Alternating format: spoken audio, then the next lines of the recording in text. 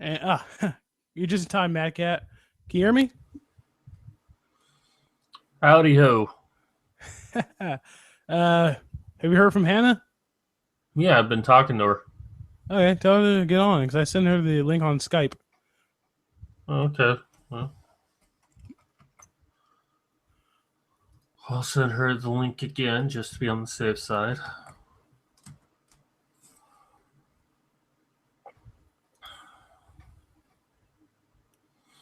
Well, I'm glad you got out of that traffic. Yeah, it wasn't too bad. Really, because they're saying it was the worst Thanksgiving traffic ever. No, it wasn't too bad. The area I was in wasn't too bad. Hannah, I can see you in the chat. Can you get into the stream?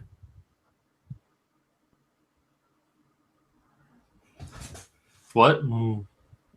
I can see Hannah in the chat. Oh.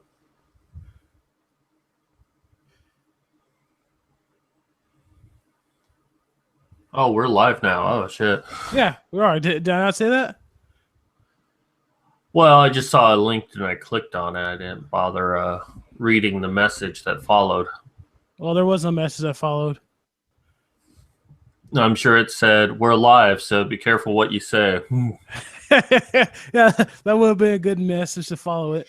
Did you know that the link that you sent me on Skype was actually not to the Hangout? It really wasn't? No, it was the link to the YouTube video of the Hangout. Really? Yeah. I just sent you just. Oh, wow, that's weird. I don't know. No, it says Google. It says hangoutsgoogle.com/call. So I don't know. Yeah, it took me to the video, but I'm in now. So. Oh yeah, so it's just. Someone send you the link to the video so I can check out the chat. Yeah. Hold up. Give me a second. That's not important. I'll find it. Yeah, I'll send it. Oh yeah. I sent it. Yeah, that was quick. You probably have it like on Skype or something, so you can just send it over to. Well, I just left it open, and it probably is why it took the window so long to open when I clicked on the sign-in link that Mad Cat sent me. Oh, there we go. I forgot about the Google Hangout chat. Let's see. I'm trying to figure this thing out. So, good luck. Took me forever to figure it out. There goes swords.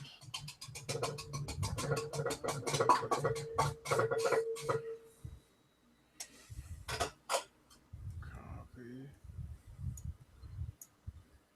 By the way, I'm using this program called. What's it called? XSplitter Broadcaster. You can use it to like record whatever's on your desktop. You can record like video games as well. Reason why I'm talking about it is because some people, not just you, Mad Cat, but some people have had problems with their live streams in one shape or another. So I suggest X Broadcaster to record your live streams. So in case it goes down or in case like the audio is missing or something like that, you have a copy of it. Well, you're saying that it records your... It records your desktop. It also records your audio as well. So whatever is coming out of your speakers, that is going to record that. Okay. Well, the only problem with that is that doing videos actually takes a lot of resources on my computer. I actually have to close down programs just for it to run properly. So yeah, my computer is pretty old. Yeah. I actually downloaded XSplitter to try to use it to use an external device with a camera in it, and it didn't work with it. But it does look interesting. But it does keep trying to switch me to that, like quite frequently. All right, I've never done this before, so you have to bear with me. Is there anybody in the chat? I think Yeah, there's several people. Karn's in the chat. That's cool. Oh, we have 4 people watching. That's awesome. Hey, everyone, do me a favor. Hit the thumbs up, so that'd be cool. And also tweet this out to all your friends. Yeah. To be a small channel and impressed by 4. Of course, if you're Hannah, you're impressed by 50. It's like 4 is like nothing. Yeah, well, you gotta start somewhere. That's true. All right. I got a late start, so I didn't have much time to prepare. So anyway, what we're doing here is I made this little video using Source Filmmaker, and it's in the low bar. So if you want to if you want to watch it on your own, you can. But we're also gonna watch it here on the live stream. Although looking at the live stream itself, it looks like it's not gonna be that good of quality. Oh my god, I need to turn this phone off. Are you using the share screen? I'm about to share screen right now. Because we actually see something right now. Yeah, you do. You do. You should be seeing that. Okay. It's not coming in too badly. It just takes it a moment to focus when you switch to something else. Okay. Present to everyone.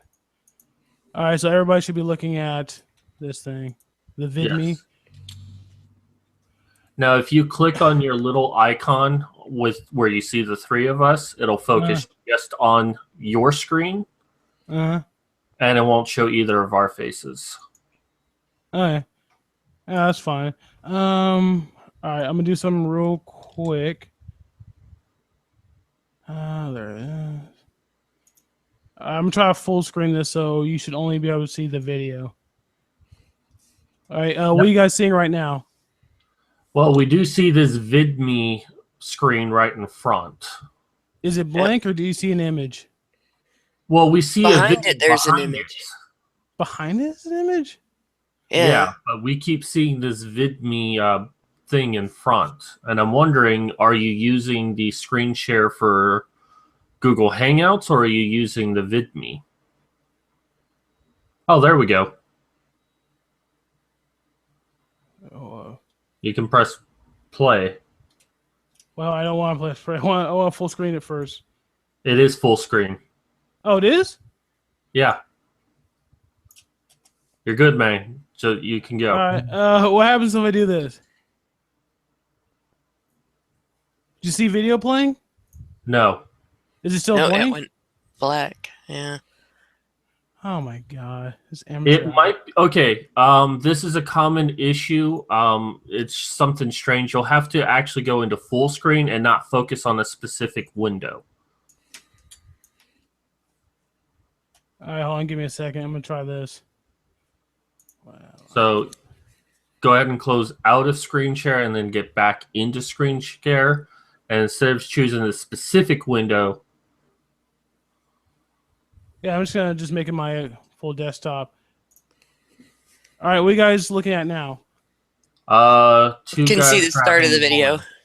Awesome. All right.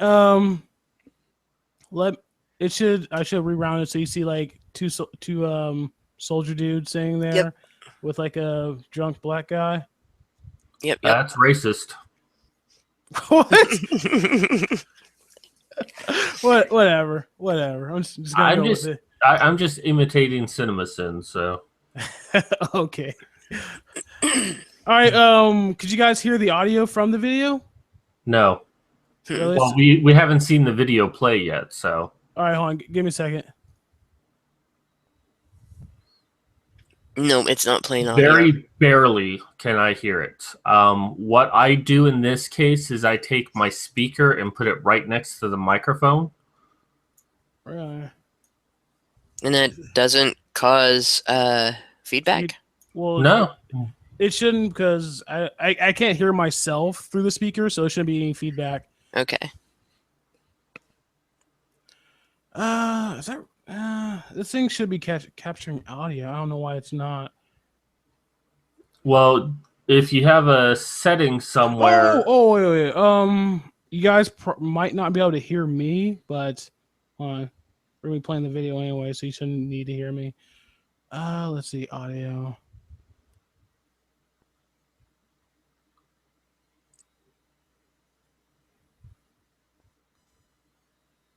Huh, I can't do this.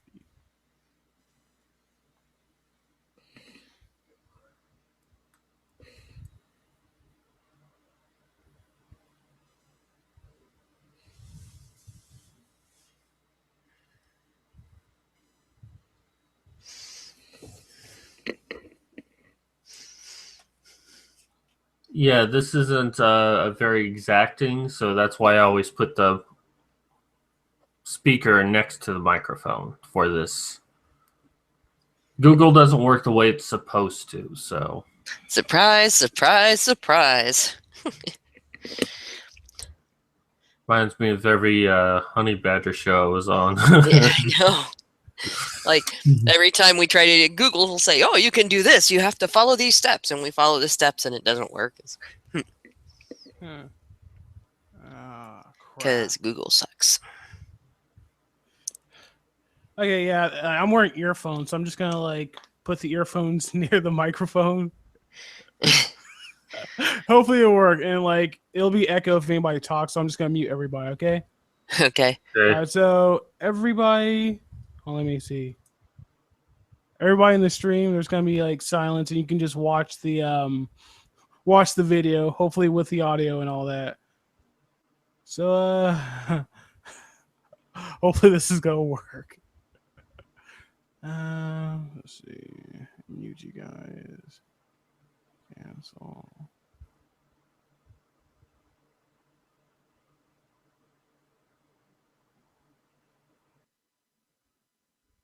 There we go.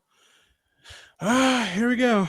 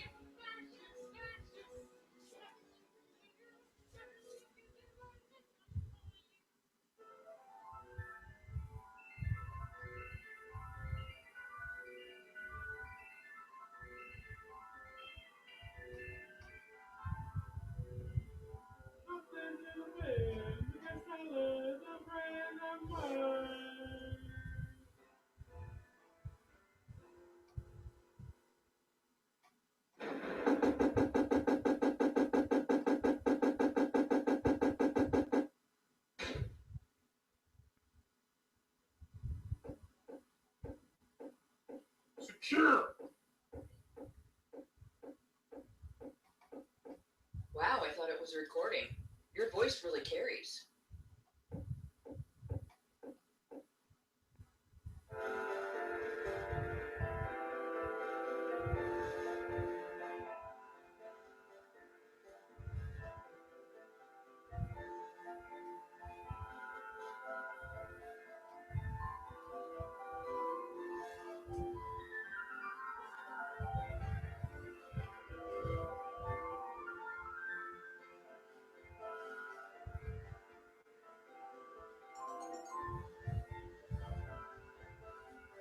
You have a lot of talent. With proper guidance, you could have made a career out of it.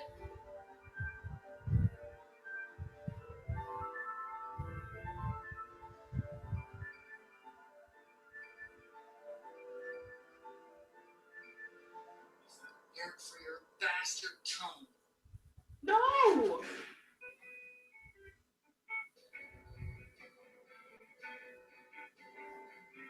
It makes sense that there's a rookie out here.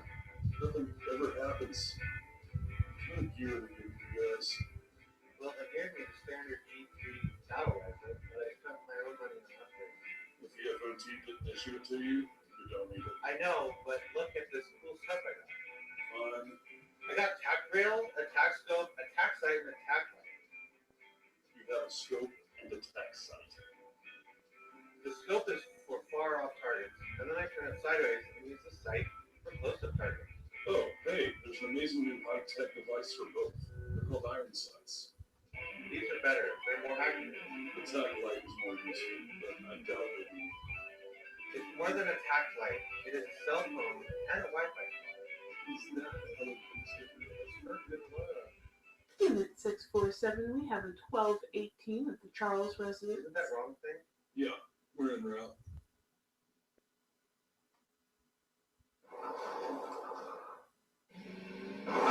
This is your lucky day, rookie. First few hours on the heat and you may get your first caller. Come quick. I called you about my son. I overheard him have a dissenting opinion, so I called you immediately. Where is he right now? He's in the basement. I know that he wants those filthy girls for it. I know that you pay. You all are going to pay for what you've done. Is that gas coming from that hole in the wall?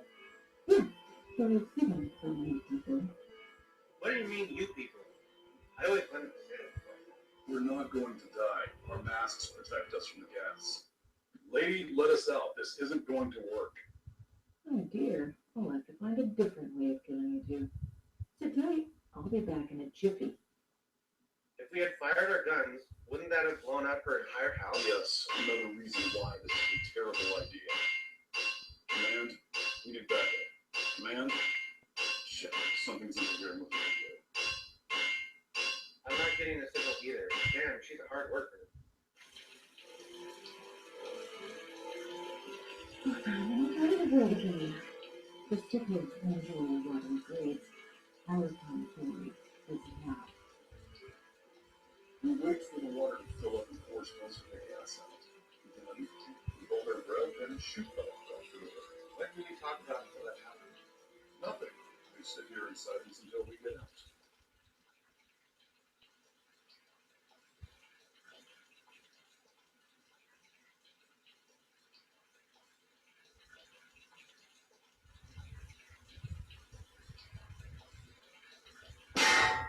She took our car! With skills like this, she should have joined the BIP instead of pulling this stunt. Idle hands, as the saying goes. Command, we need a 1221 at the Charles' residence. Units are en route. What? My flashlight isn't waterproof.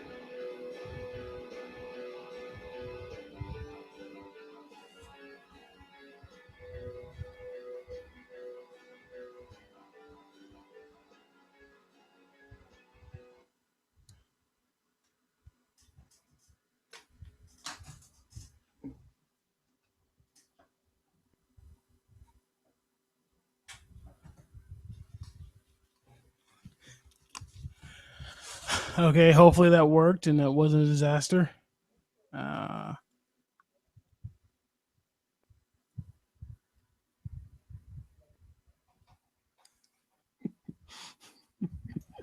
it played just fine. Actually, I had the volume. I had to turn the volume up so you can hear the sound, and I forgot to turn it back down. So almost. Yeah, we had to. Yeah. Well, at least I had to turn up the audio on my a little computer bit. to hear it, but I've already Yeah. seen it. So And fair warning, my mute button is on a bit of a delay, but I'm gonna be muting back and forth sometimes because of my cold or allergies, really. There we go. All right. Let's see. Shut. Oh, that's not shut. All right, people in the chat. Disaster 10 out of 10. So, Well, no- you know, his flashlight wasn't waterproof, so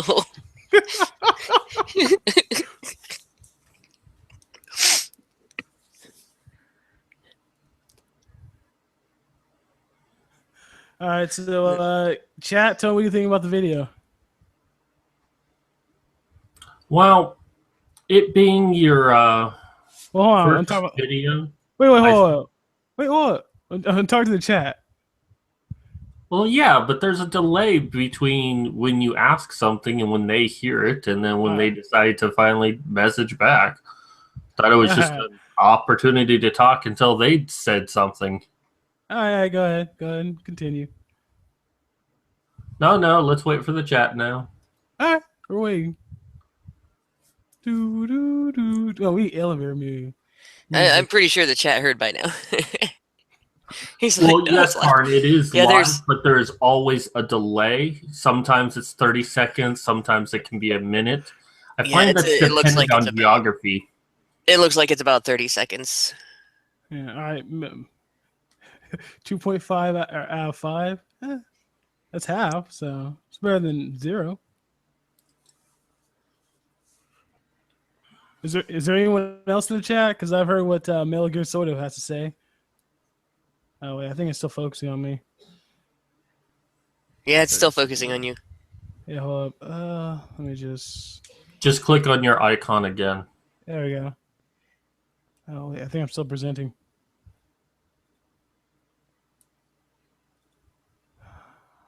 Stop presenting. There we go. Yeah, at first I thought it was a mod of Fallout 4. Took me a while to realize it was a Half-Life engine. Yeah, we now have confirmation that Metal Gear sort of ate everyone else. They're all gone. All dead.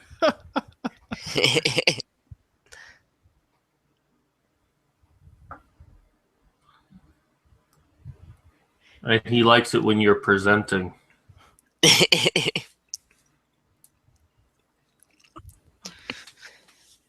I'm still trying to like stop presenting. Am I still presenting? No. No. No, because when Mad Cat talks, it switches to the Mad Cat icon. All right, cool. So, avatar. And I'm looking at the video now. It shows all 3 of our icons. Cool. All right, so what do you guys think about the video? Boob physics. is that all you had to say? For the app. There we go. No, I liked it. I haven't done many projects like this at all. Just a couple, and I don't even have access to some of the old stuff that I did. So it was kind of cool to get to participate in it, and it was really cool to get to see it finished. Yeah. It took me a lot longer than I thought it would be, but it came out. Yeah, It's better late than no, never. Yeah, I've never worked with anything like the software you were talking about, Source Filmmaker, with that animates. What exactly does that do? It's basically like an animator. You can just move characters around however you feel fit. You get it comes with what was it? A lot of Valve properties, so like Half-Life 2, Team Fortress 2, which is what it started out with, and it has like Left 4 Dead 2. What else does it have? I think that's what it starts out with, and you can like download a bunch of stuff because like people will make their own models for it. Mm-hmm. That's pretty cool. That is pretty cool. And I actually made my own models for it as well. So now, is it easy to work with like the motion and everything? It's not, you don't have to necessarily know a bunch to do it, or is it something that it's a learning curve? Like if somebody wanted to get a hold of it and start using it. Compared to other animating software, I've heard that it's fairly easy to use, but there's still you're still gonna have some difficulties if you're new to it and you're just getting into it. Somebody's calling, but whatever. Let's see. Yeah, well, telephones have felt like a leash for forever. Well, you'll need to forgive me, most likely, or just say I'm full of it, but I tend to have a higher God, I can't think. I'm still waking up. A higher standard And it's the same thing I put into myself. So, I mean, I'm always criticizing myself left and right. I think for it being your first video, you experimenting around, you trying to put everything together, I think it has a lot of promise. And I think if you continue doing this, that you'll get better. So I definitely encourage you to do more of it and to play around with it and find your own way. But to judge it simply by itself, I probably do give it like a 2.5 out of 5. And I hate to say that, but it is the honest truth. That's fine. I think I'd say go back and look at old episodes of South Park, like the original first season episodes of South Park, and then look at today's episodes, and they're like dramatically different from each other. And it'll change. You'll decide you like some things better and you don't like other things better, or you want to do things a different way because it looks smoother to you or whatever. So I mean, I liked it, but don't let that let you like not change what you're doing. If you decide something else is going to look better or sound better and stuff like that, always improve what you're doing. Well, and this is actually a good opportunity for you. Most content creators I know of, they take the approach that everything they do is perfect and there's nothing to learn. So when someone comes along like me and it's like, yeah, there's some areas you can improve, I'm suddenly the devil. And this being your first time putting your foot in the toe into the pool, you can get some feedback on what you can do to take this to the next level if you decide that's what you want to do. You mean all this time you're not actually the devil? I am so disappointed. Like, I even invited you over to my apartment to hang out, and you're not the devil. I'm like... Hey, how else do I get into a girl's apartment? I have to give them a line. Now, does that mean that I'm not actually going to get rich? But then again, you don't actually own my soul, right? In the legal sense, no. Well, that's good because I've been called a soulless bitch a few times anyway, so I might not have one. Apparently, I'm Maze. I don't know what that means. I don't know what that means either. Apparently, that means you're puzzling. Or maybe you're hard to get out. Would you like some notes that I had for it? Sure, go ahead. Well, the first time we hear Hannah's voice, she says, "Why I thought it something about it being a recording," and I'm like, "Was that a mistake that you put in there? It didn't seem to match the scene that was going on." The character was talking about the piano playing that had happened just prior to that. Yeah, because sometimes people listen to loud music. Okay, so that wasn't apparent because that was the other thing in that scene. It was hard to know who was talking because in the scene following that, you have characters bobbing their head like Red versus Blue does, which I thought this was like this was reminiscent to the first episode of Red versus Blue when they were still figuring out what they were trying to do. But the first scene, I didn't know who was talking, who was saying what was the context of anything. So I was actually very confused. All right. Yeah, then piano playing and then like the knock, knock, knock kind of went on for a bit too long. The piano playing went on for too long? I thought so. All right. Well, I mean, I'm a musician, so like I really do like listening to music, so I guess that's why I liked listening to that music for a while. And then there was a scene in the basement, and you said that communication wasn't working because she was jamming it. I assumed it was because it was concrete walls. I don't remember anyone saying anything about like jamming the system. They just said that the radio's down or whatever. So I don't remember the exact words. We just said like the radio isn't working or something like that. Okay. I mean, it's fine. Like you only saw it once, so I don't expect you to memorize every phrase. Metal Gear, can you clarify what you mean by that? Was it out of sync, or was it odd because the sound didn't sound like footsteps, or was it something other odd about something else about it that was odd?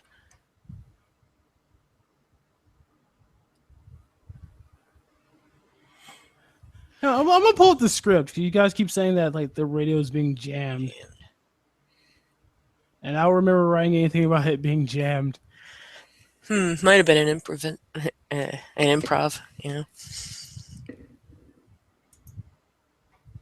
I don't think I actually had the whole script though. I think I just had my part. I sent you the entire. I sent Did everyone you? the entire script. Was it the whole script? Yeah, I I don't sent know where it everyone the is. entire script. It's not in my Skype saved files. No wonder where I stuck it. Oh, footsteps when the soldiers busted in lasted too long. Sit tight. Oh, Oh, yeah. oh yeah. She said, or he says, Wouldn't that have blown up her entire house? Yes, another reason why this is a terrible idea. "Hey, I'm hearing in the background. I don't know if you're doing it on purpose." Man, It's not me. something's interfering with the video. Oh, sorry, I'm rewatching the video because I want to know what the Yeah, exact. he says something's interfering with the radio, so he doesn't specify what that something is. She might be jamming it. It might be just that area. Maybe the radio itself is malfunctioning. He doesn't specifically. Or say. there's concrete walls all around you. Yeah, the Yeah, concrete which is walls, interference. Yes. So it could be a number of things. So Metal Gear says the footsteps when the soldiers busted in lasted too long, and it sounded more like one soldier walking in. He also says, "Fuck his typing." Yeah, Don't worry, my fingers are dyslexic too. Yeah, like I agree with that as well. Like I wish it could have like had better sound when it comes to like sound effects. Okay, so there is a place that I went to for all of my sound effects because I'm doing my own. I'm not doing a visual story like you are. I'm doing more of like an audio book. But I recently just released a demo, a sneak peek of it on my channel, so you can actually see it. And there's the Sound Factory. It's a YouTube channel, and they have like lots and lots of sound effects for free. Ah, cool. That you can just download the video to get the audio, or just download the MP3 if you know how to do that. And it has a lot of great sound files. Cool. In fact, I think there's a torrent somewhere where you can just go ahead and download all of those. And there's a lot, so. Awesome. Thank you. Yeah, like dealing with source filmmakers is like really annoying, like the technical aspect, not like the animating itself, because like it took me a long time to actually get WAV files into Source Filmmaker. Because it says it'll accept WAV files, but they have to be like a certain bit rate. I think that's the term. I think that's we got like a certain bit rate for like Source Filmmaker to actually recognize it. And then actually, so I had to like re-export a lot of the audio as that certain bit rate, so that Source Filmmaker will not get pissed off at me.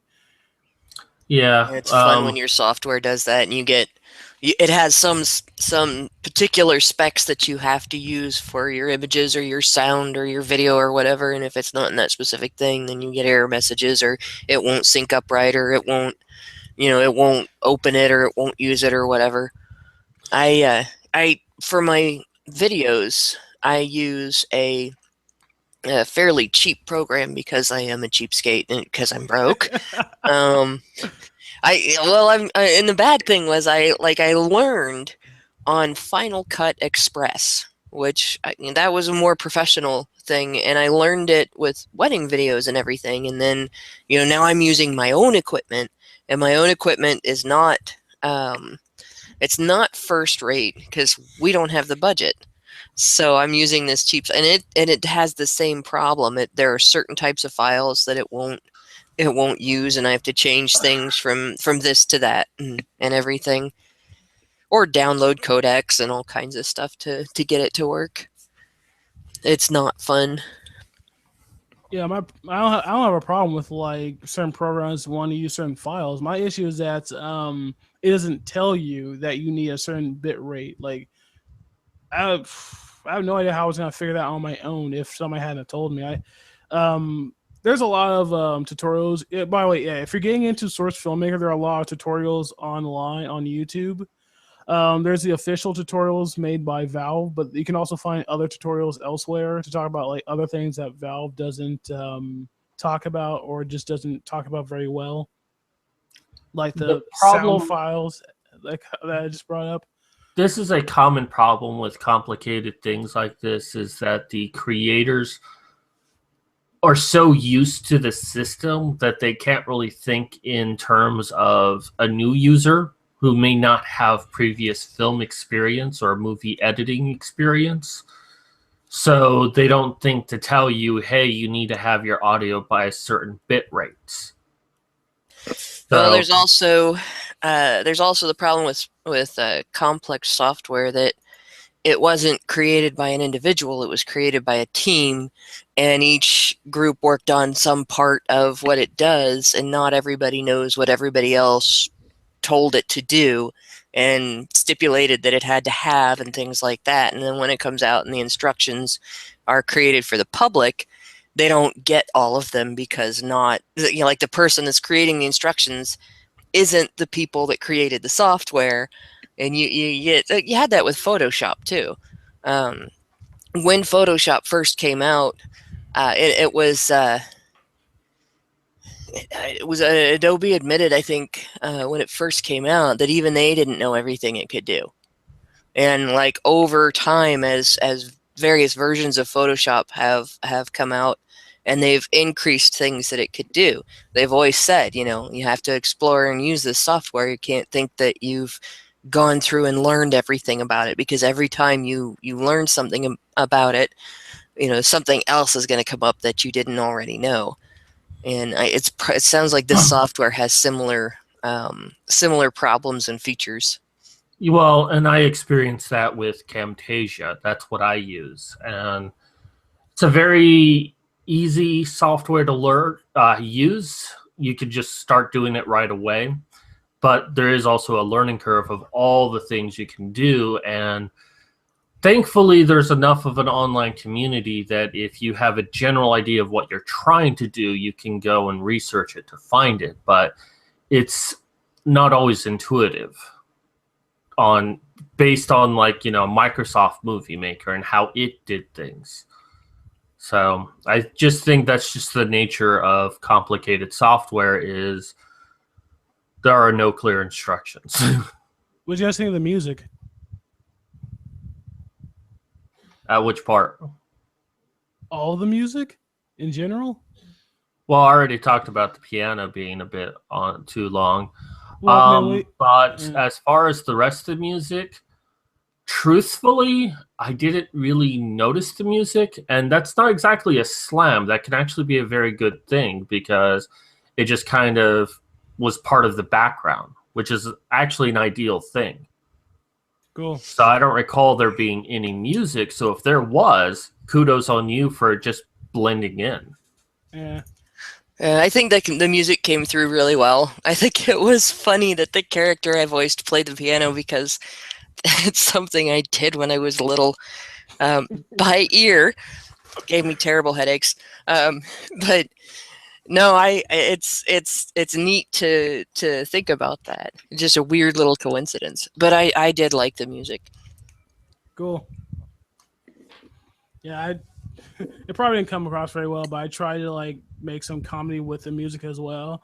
Like the part where they drive up to the house, and I actually have names for all the characters, but I didn't talk about them, which is, I guess, one of the problems. But whatever. But anyway, when the cops show up and they're walking towards the house, I have this epic music playing, like it's building up to something, like there's gonna be a shootout, or someone's gonna get grabbed, there's gonna be a fight scene or something, and then it just cuts off abruptly right where the door slams. And so to me, that's supposed to be you're going one way and then it just takes you in a completely different direction.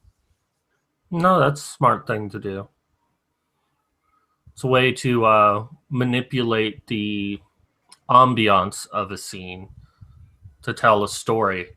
Yeah. It kind of reminds me of Left 4 Dead, is that they had an AI director for the audio.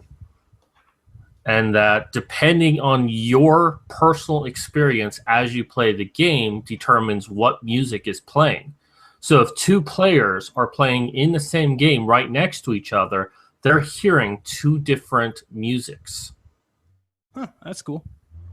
So, and like if you're injured, the music starts to have a fast tempo. Whereas if you're at full health, the tempo is slow. Huh. All right, actually, it's pretty cool. Yeah, like the song that plays when they're in the basement, like right in the beginning, right when the door closes. I think I'm gonna reuse that because I actually do like that song, and it's just like it's repetitive enough to be like it'll fit in with like a lot of different scenes. So, where did you get that music? I made it myself. Oh, okay, cool. Yeah, all the music I made myself. I don't think there's any kind of music I use that's like I don't remember getting any of the music from anywhere else. So yeah. I wish I'd gotten to you sooner, so maybe I could have commissioned you to make a few songs for me. Yeah. Well, I don't know, there's always the future. Which, by the way, I plan to start releasing my videos December 1st. Awesome. It's going to be about 40 videos altogether, so I'll be releasing one each day. Awesome. That'll be cool.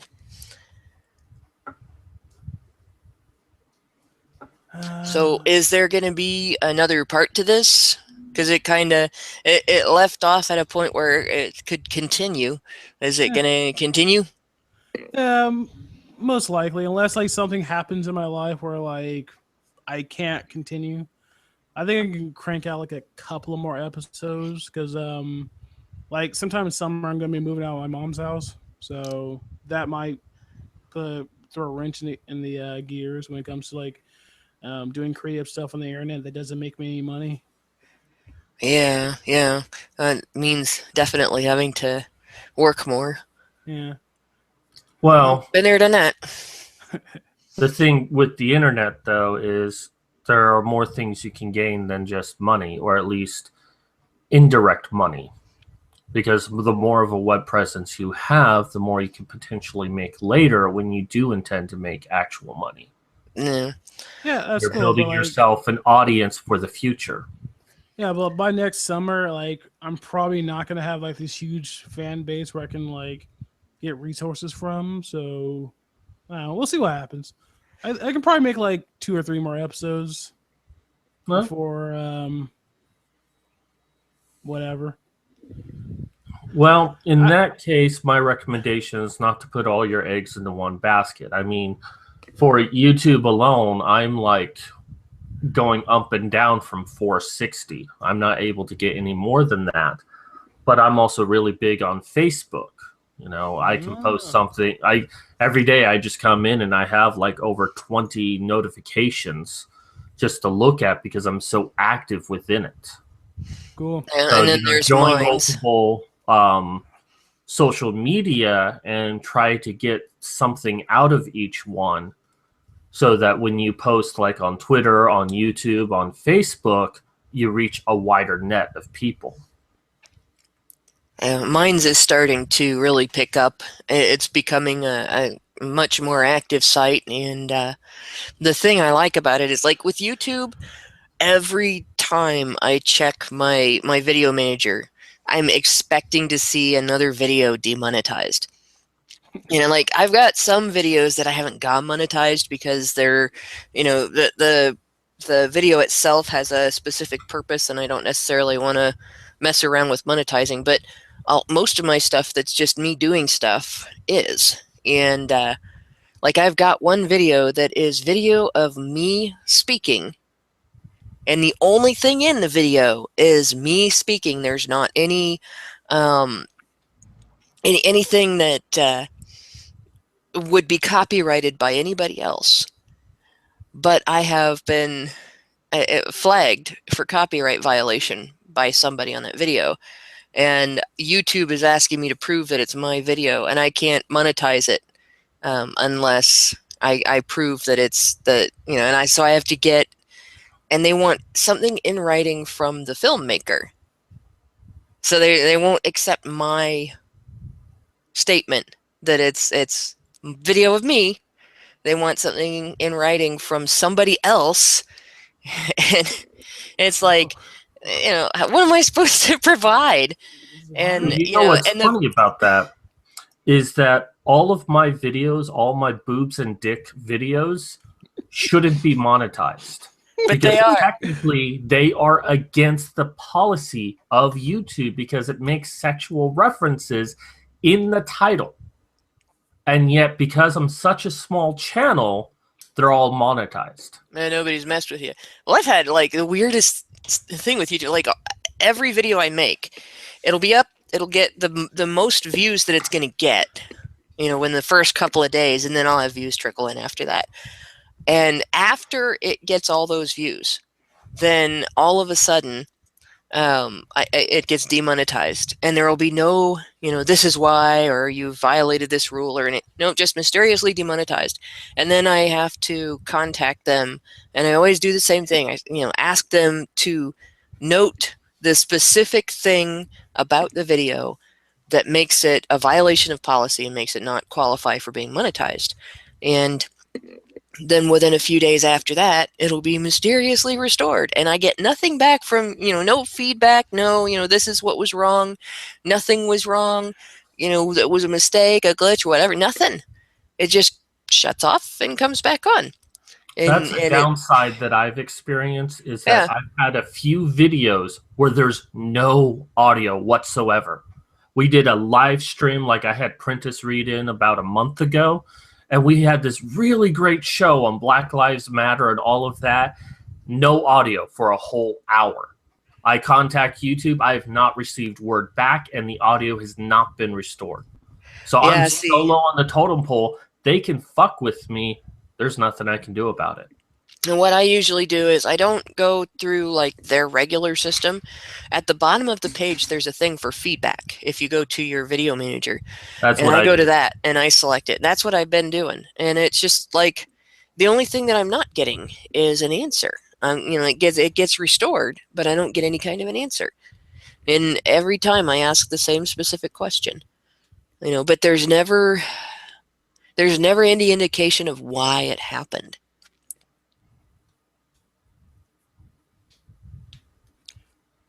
You guys have any questions for me? Well, no, that whole point of that was a suggestion to, like when you upload, I recommend if you're trying to build an audience to not rely on YouTube because it's going down the tubes at this point, but to also upload to Minds and promote your YouTube stuff on Minds, and also upload to, like you saw, or you had the other video site, I can't think of the name, vid.me, yeah. I think. Reason why I put it on there is because since it's like a smaller site and with less videos, I imagine that it would get more views since there's less videos to view on that website. Yeah, definitely. But spreading it far and wide makes a big difference. Yeah. I will eventually put on YouTube as well. Well, I guess that's a good idea, then. When I start uploading my videos, look at other places to upload it as well. But yeah, I've uploaded a few things to vid.me, and I've got a few things that I've added to Minds. In fact, I have one that I've added to Minds that I didn't put on YouTube because I figured YouTube would take it down. And it wasn't anything special. I just put a bunch of cartoon sound effects behind an interview that Lena Dunham did with Hillary Clinton. So it sounds like the Charlie Brown teacher interviewing the Taz from Looney Tunes.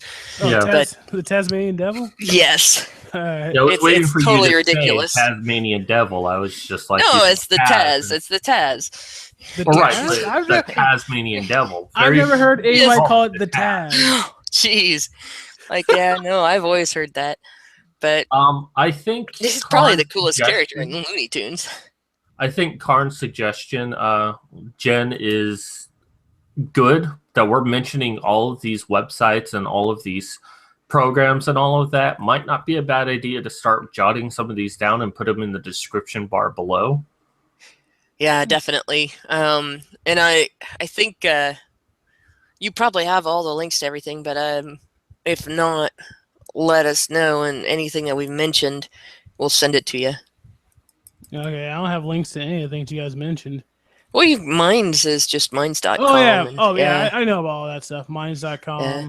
But I thought you were talking about like the URLs to like those programs you were talking about. Yeah, now the software I use, the video software I use, honest to God, I would not recommend it to anybody. I am really annoyed with it. And to be honest, I really wish I hadn't purchased it, and I had gone with something else. Even though at this point, I can't really do that right now. But so I don't really want to put up a link to that company because it might just be my own experience. But what basically happened was they had, version 5 out, and I bought version 5, and then they came out with version 6, and version 5 started having all kinds of errors that it wasn't having prior to version 6 coming out. So it looks like they actually sabotaged the old version of the program. And when I started complaining to the company about the problems the program was having, their answer was to suggest that I spend the same amount that I paid for it to purchase an upgrade to the new version. And that's really a dishonest thing, and I don't like companies that do that. And I'm not probably ever going to buy anything from that company again. Unfortunately, most companies will do that. They will always try to upsell, and they'll stop supporting an old product. Well, it's not just stopping supporting, though. These were brand new errors that were never a part of the program, never a problem with the program until the minute the new version came out, it started having problems opening folders to upload, like to add pictures. That's not a lack of support. That's actual sabotage. Right, and they purposely stopped supporting older software. But it's not a support thing. You're a software issue. No, I understand, but I'm saying it shouldn't develop a new issue because the new program came out. Like Photoshop, that didn't happen with Photoshop. If you have Photoshop, even though there are some upgrades they want you to pay for and everything, the older versions do not suddenly start having problems getting into the folders in your computer to open up things that you're trying to import into the program. And this program did. The other thing that it did was, like, you have a registry key, you register the program. All of a sudden, it forgot that it was registered, and the registry key no longer works. So these are things that are new issues. They're not lack of support. It's actual sabotage. There's actually something that came through that changed the program and how the program works on the computer. Okay, Hannah, you're mansplaining me. I understand. And what I'm saying is that there are companies out there, and this is illegal. They shouldn't be doing this, but it's hard to prove that they did it, where they will sabotage their own program and then say, we no longer support that program, so we can't help you, as a method of upselling. Yeah, but that is sabotage. It's not just a lack of support. Because, if it was just a lack of support, their sabotage includes their lack of support. That's what I'm saying. And a lot of companies do this because they can get away with it because it costs too much money to go get a lawyer and try to prove that they did it. And all you can really sue them for is the cost of the program, unless you can prove that there was a loss in productivity of your business. Well, what it does with a program like this and a customer like me is that, they have several other, they have, their own version of Photoshop. They have their own version of PageMaker and some of the older drawing programs and stuff that are supposed to be similar to Adobe's old programs. And, they're always constantly trying to market those as well to the person that they've sold one program to. They'll try to market the other programs and everything. And I've pretty much let them know that I'm not going to buy anything from them now because of this. And that I won't be upgrading the program, and that I'm not going to buy any of their other shit, because obviously if that's the way they deal with their customers, they're not a trustworthy company. No, I and it's definitely agree like, with you there. And whenever I buy any product online, like especially from Amazon, I'm always looking through the user comments about how the support was. Because yeah, you can't that's the really expect every deceptive single thing. product to work perfectly. Sometimes you need to replace something. How well you connect with the support staff, that's important. That's the really deceptive thing with this company. They have lots of good reviews on their site, and there are lots of good reviews on other sites Hannah, as well. Hannah, So quite likely they're probably faked. Hannah, can you hear me? I can hear you. Okay, I said your name like 12 times. Yeah, I know. Well, yeah, Anyway. you have to say her name and just start talking over her for her to stop. She's a woman. Wait, what? Karin is asking what's the name of the product, so we know not to buy I'm not it. going to give the name of the product. Why? Okay. Because that opens me up to liability. This is not a review. Alright. Yeah. Okay. So, All right. but it is. I'll simply say it's a cheap product. It's a one of those that's out on the market for like $80, and they consistently will mark down and make it available for $20. Technically, to market themselves. Technically, you're not liable because you're talking a version of the product that's no longer supported. You don't know how the new version is. You don't know if they've made changes from the version you have because you've not upgraded to it. So you can reveal and not be liable. I can understand that you're not going to, but I'm just saying you don't know what the new version is like, so you can't comment on that. Yeah, I put it in the chat. Okay. Anyway, the what I use, the video editing software I use is called VideoPad. Like, I don't really have that much experience with video editing software, so I can't really say whether it's good or bad compared to stuff out there. But it works for me. So if you're looking for, I think it costs me like $40 or something. So if you're looking for like a cheap video editing software, VideoPad works. I do have a recommendation. It's a free software called Lightworks. It has a bit of a learning curve to it, but once you watch their tutorials on it, it wouldn't run on my machine. Well, I wasn't suggesting it for you so much as our audience. Yeah. But it's a bit tricky. The UI is not intuitive. So you really have to dig into the program to learn how to use it and look at forums and all of that. But once you learn it, it becomes a useful tool. And it's perfectly free. You do have to update your registration every few months. But if you need a powerful program for free, that's a good one to use. But it's probably better if you pay for something. Yeah, there's a couple of recommendations in the chat, too. Karn says he uses Magic's Movie Maker, and Metal Gear recommends Expression Encoder. I'm not familiar with either of those. Neither am I.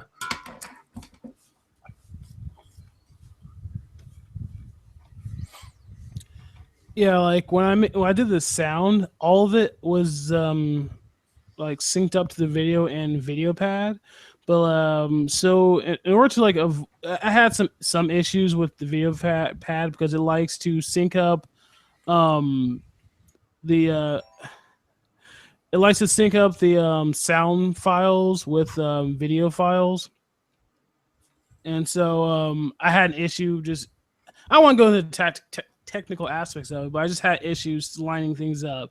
So I think next time I'm gonna have the audio, the sound effects in the in the video itself in the source filmmaker, because you can actually add sound files in there and use that. Yeah. Oh my god, I can't even talk today. But yeah, I'm gonna put the sound into source filmmaker and do it that way instead of doing it in video pad. That's probably a better idea. Yeah, one thing that I've learned because my computer is so bad, I mean, we're talking about it has components as old as 10 years old. I've had to do voiceover recordings for like the narration for my play. I'm actually using Audacity to do all the recording and then uploading it to Camtasia. I find it ends up using less resources that way. Yeah, Audacity is a popular. Well, it's also what's free, called- but it's Yeah. great for audio editing. I'm actually using that as well. The sound editing in that video software I have kind of sucks. Yeah, I've seen her video editing software. There's literally like a hamster wheel. It's but you know, when you pay $20 for software, that's what you get. It's funny because like at that price level, a lot of times the free stuff is better. Yeah. You know, the stuff that where they have a little thing, I mean, donate if you like our software on the page. But actually give it away free, it ends up being better than the software at that price level. So I definitely encourage you, Jen, to, I almost called you Karn. Sorry for that. No one should be called Karn. But I definitely encourage you to do more videos. I'd like to see what you can do. Try out different things, find what works for you, and see where you go with it. Yeah, this is my first video project working with voice actors, and so I feel that the voice acting would have been better if I had like some of the actors like. By the way, Otter Jesus and Darkstar were they're basically the main leads. They play the two cops, and I think it would be better if I just had them like talk to each other directly in like a live stream or a Skype call or whatever, and just record that. Than having like one person record their lines and then try to like sync it up with the other person recording their line. I think there's some parts where like Otter Jesus said some things that were kind of awkward, which I don't think it probably would sound better if he's actually saying it to another person. He would have probably had a better time of it. It's easier to play off of somebody's another line if you hear it than just if you're looking at it on the page. That I do know. Like I haven't done this a lot, but it's definitely easier to go back and forth like that when you're doing it together. My experience, because my play has over 15 actors in it. And yeah, it would be great if I could get everyone together and we could just read it straight through and I could deal with it then. But the problem is I have some people that are on the East Coast, the West Coast, the UK. So it's next to impossible to get everyone together. So the challenge that I've had is that I have to be obsessed with every aspect of it, of the story, of the sound, of every single character. So that when I interact with people, you know, like Bazfiz or Zarius, he's the male lead. So I have to, you know, do every single other part exactly as I envision it to be, so that when I deal with like NC Clark, who's the female lead, I have to say, okay, this is what you have to do specifically in order for it to match up. And that's actually what most voice directors do is, you know, they have to get it exactly the way it needs to be based on what other recordings are. The challenge, though, is that sometimes what you exactly have doesn't work for the particular voice actor. So you have to find a way that allows them to fully express the character the way they can that still works with everything else. And it's a challenge.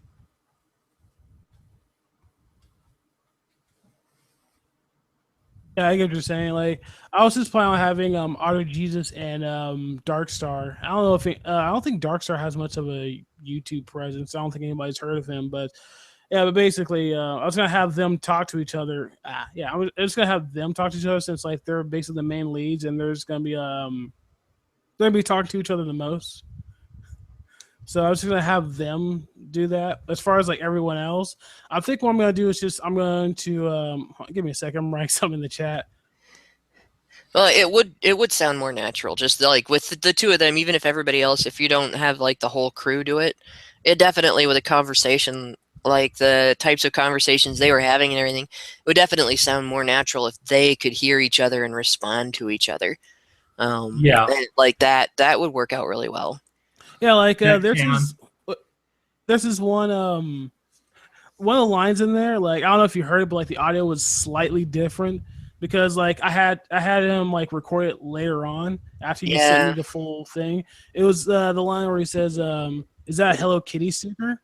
Like that. After I sent him the script, he actually thought about that. So like if I did have them actually talking to each other, he probably could have like thought of something like that, like right on the spot, and then like we just have like a consistent recording. Yeah, and the banter itself would have, and it actually didn't sound bad, but it probably would have sounded even more natural. And that's actually, like I've seen that done before. And if you look at the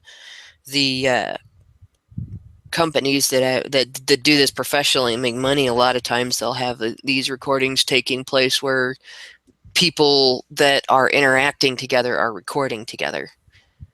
So that they can see the cartoon sometimes too, but they have a budget. Don't be afraid when you're dealing with these individuals to have them read it multiple times to get these sounding just right. And something that I was told, because I had a professional voice imitator. That's what she actually is. She imitates other voices, and she was wonderful for the play.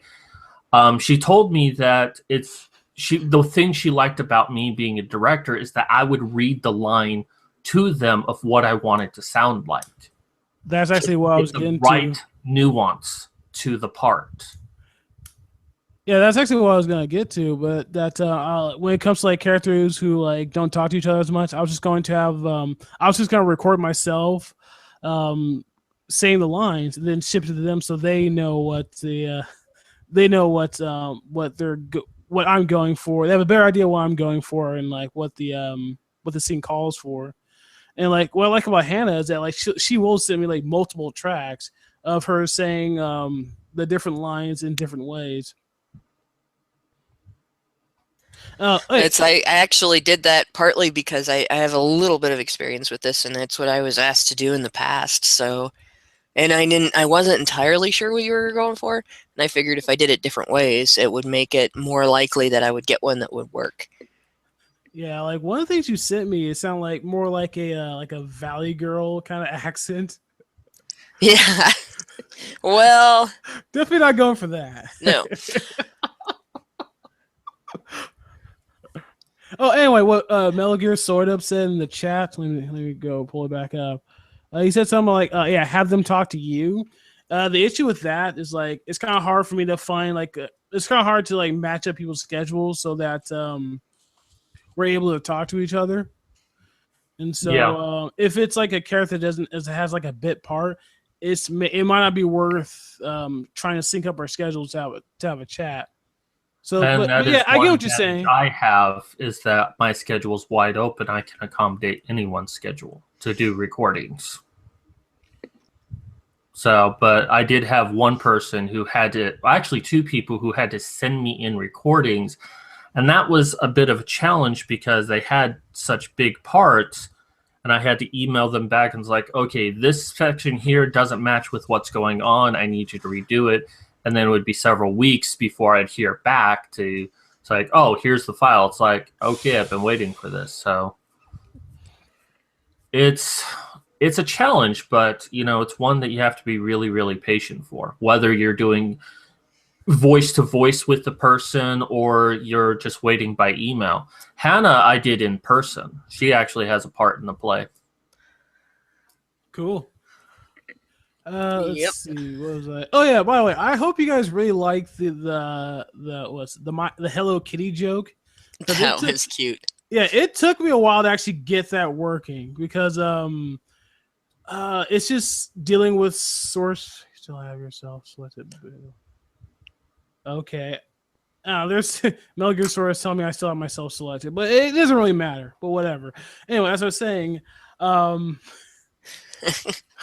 was I saying? Oh yeah, it's just the Hello Kitty thing. Yeah, the Hello Kitty thing. It was like more like source filmmaker stuff that I had to deal with in order to like get that thing working. And eventually, what I had to do was like when you make a model, there's like a separate file for like the skin. So basically, you have just imagine like a wooden object, and that's like one file, and then the paint you would put on the wooden object, that's a separate file. And so, well, sounds like standard game development to me. Yeah, it is. It is like Source Filmmaker. It was made by Valve. They make video games. I believe they made Source Filmmaker in order to make videos for their various games and whatnot. Mostly Team Fortress 2. Yeah, but they've used it for other things as well. Oh yeah, but they initially created it so they could do Team Fortress 2 videos. Yeah, and like originally I was planning on making like a series based with, or not based in, but using Team Fortress 2 models, but like I basically just dropped it. I moved on to this. Anyway, as I was saying, the separate file that's the paint on the wooden object. I basically had to just go in there and like edit the skin file in order to get like the Hello Kitty on there. And so it took me a while to actually figure that out. And before I was just gonna have like just an object itself, and just before. Sorry for not explaining this very well. Like I'm doing this on the fly. I didn't really plan this very well, but I was planning on making like an object that was going to stick onto the textures. That's what they're called. They're not called. I guess you can't call them skins, but yeah, textures. That's what they're called. Yeah, thanks, Metal Gear Solid. I edited the texture file, and I originally was planning on just making a separate object that's going to have like the Milo Kitty. What the heck am I talking about? The Hello Kitty texture on it, and I was gonna like just stick that object onto the magazine, so it will look like the Hello Kitty was on that magazine itself. Source Filmmaker was weird, so like Milo Kitty. Source Filmmaker was weird, so at certain angles, the object that had the Hello Kitty sticker on it would just disappear, and so it would be really bad if like at a certain angle it would just be gone. And so I just figured out like, all right, I'll just add the texture itself. And if you watch the video, you've watched all the way up to the end, you see the credits. There's this guy, I forgot his name, but that's basically where I use like most of the firearms from. The model, that's where I got most of the model firearms from. As far as inserting it in there for the final product, I thought it was a nice little bit of flavoring that, the thing with the environment that you're using is it looks like it's all cut from the same cloth. And that's not necessarily a criticism, but the Hello Kitty was just like an obvious outside element from all of that. So it's just a nice little touch to have. There you go. All right. A lot of the firearms were from this user called Callie. You can find them on sourcefilmmakerlab.com. And Source Filmmaker Lab, it's a very nice it's a nice website for getting like different models, different what else do they have? Oh, different maps, different all kinds of stuff. And so so it's just a really good resource. I should probably put that in the into the low bar. Well, Karn has offered, and I'm going to offer, if you ever want to chat about this, I mean, I haven't dealt with the source maker, but having dealt with, because I'm taking an old story and I'm modifying it so it can be done as a play, which required a lot of rewrites in all honesty. But if you ever want to chat about these kinds of things, I do have experience with it. And, if you want, we can like upload my video for us to watch real quick so everyone can see it. But Yeah. But if you ever need to talk about this and get ideas and all of that, I'm happy to help. Yeah, it'd be cool to talk to people about it. Like, I sent that video out to like a lot of different people, mostly like my brother and my roommate, to see how they felt about it. And funny thing about that is that I think they both made a comment about. By the way, that female character you see at the front who basically started playing the piano. That's like the female version of Pyro from Source Filmmaker 2. Yeah, there's a lot of suggestion that the Pyro is a female, so. Yeah, that's what I'm getting at. I didn't mean to say Source Filmmaker 2. I meant Team Fortress 2. And so, oh, wait, is that what you meant? Huh. Yeah, there's a lot of suggestions. You should check out Video Game Theory or Game Theory. And he goes through a whole long explanation to try to identify the gender of Pyro using all sorts of clues. And there's a lot of suggestions that the Pyro might be female. Huh. All right. I might look into that. But anyway, I don't know. But anyway, the obviously female Pyro, I guess we'll call her, whatever. Well, I mean, the model's called Fem Pyro. But anyway, my roommates were saying that she was like way too sexualized. Because like she looks like she's one of those what is it? Like people who have like a latex fetish. Yeah, I could see that. And the thing is with that character is she's obviously different from everyone else. So it was like my first thought was that ass. That ass is like physics. Yeah, speaking of like sexy characters in video games and movies and whatnot, if I ever make like a cartoon show or something that's like not Source Filmmaker that actually has like hand drawn or something like that, I'm definitely gonna make a female character. That way, I'm gonna make a sexy female character in that show. That way, I'll get like free advertisement. Because there's all sorts of things I've heard of that I never actually played. Because there's a bunch of people out there making like the fan art of those characters. Not to mention the fact that it'll piss feminists off and they'll bitch about it, and that'll get people to watch it to see what they're bitching about. I'm pretty sure at some point in time the feminists will learn to just, if they stop talking about it, they will stop advertising it. Eventually, Well, it's been like 200 years and they haven't learned that yet. Well, maybe the 300th year is the charm.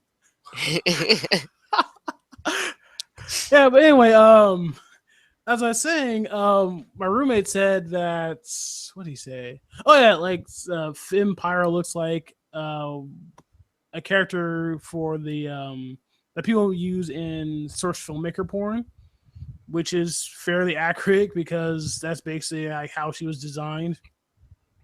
Like the like that video game model, it has like these things called flexes where basically you can like change, like the flexes were originally designed to change people's facial expressions, but people figured out that they can use the flexes to change like how characters look. So somebody made the Fem Pyro and they added flexes to make her butt bigger, her hips wider, her breasts bigger, and all that stuff. And like a lot of people use that model for Source Filmmaker porn.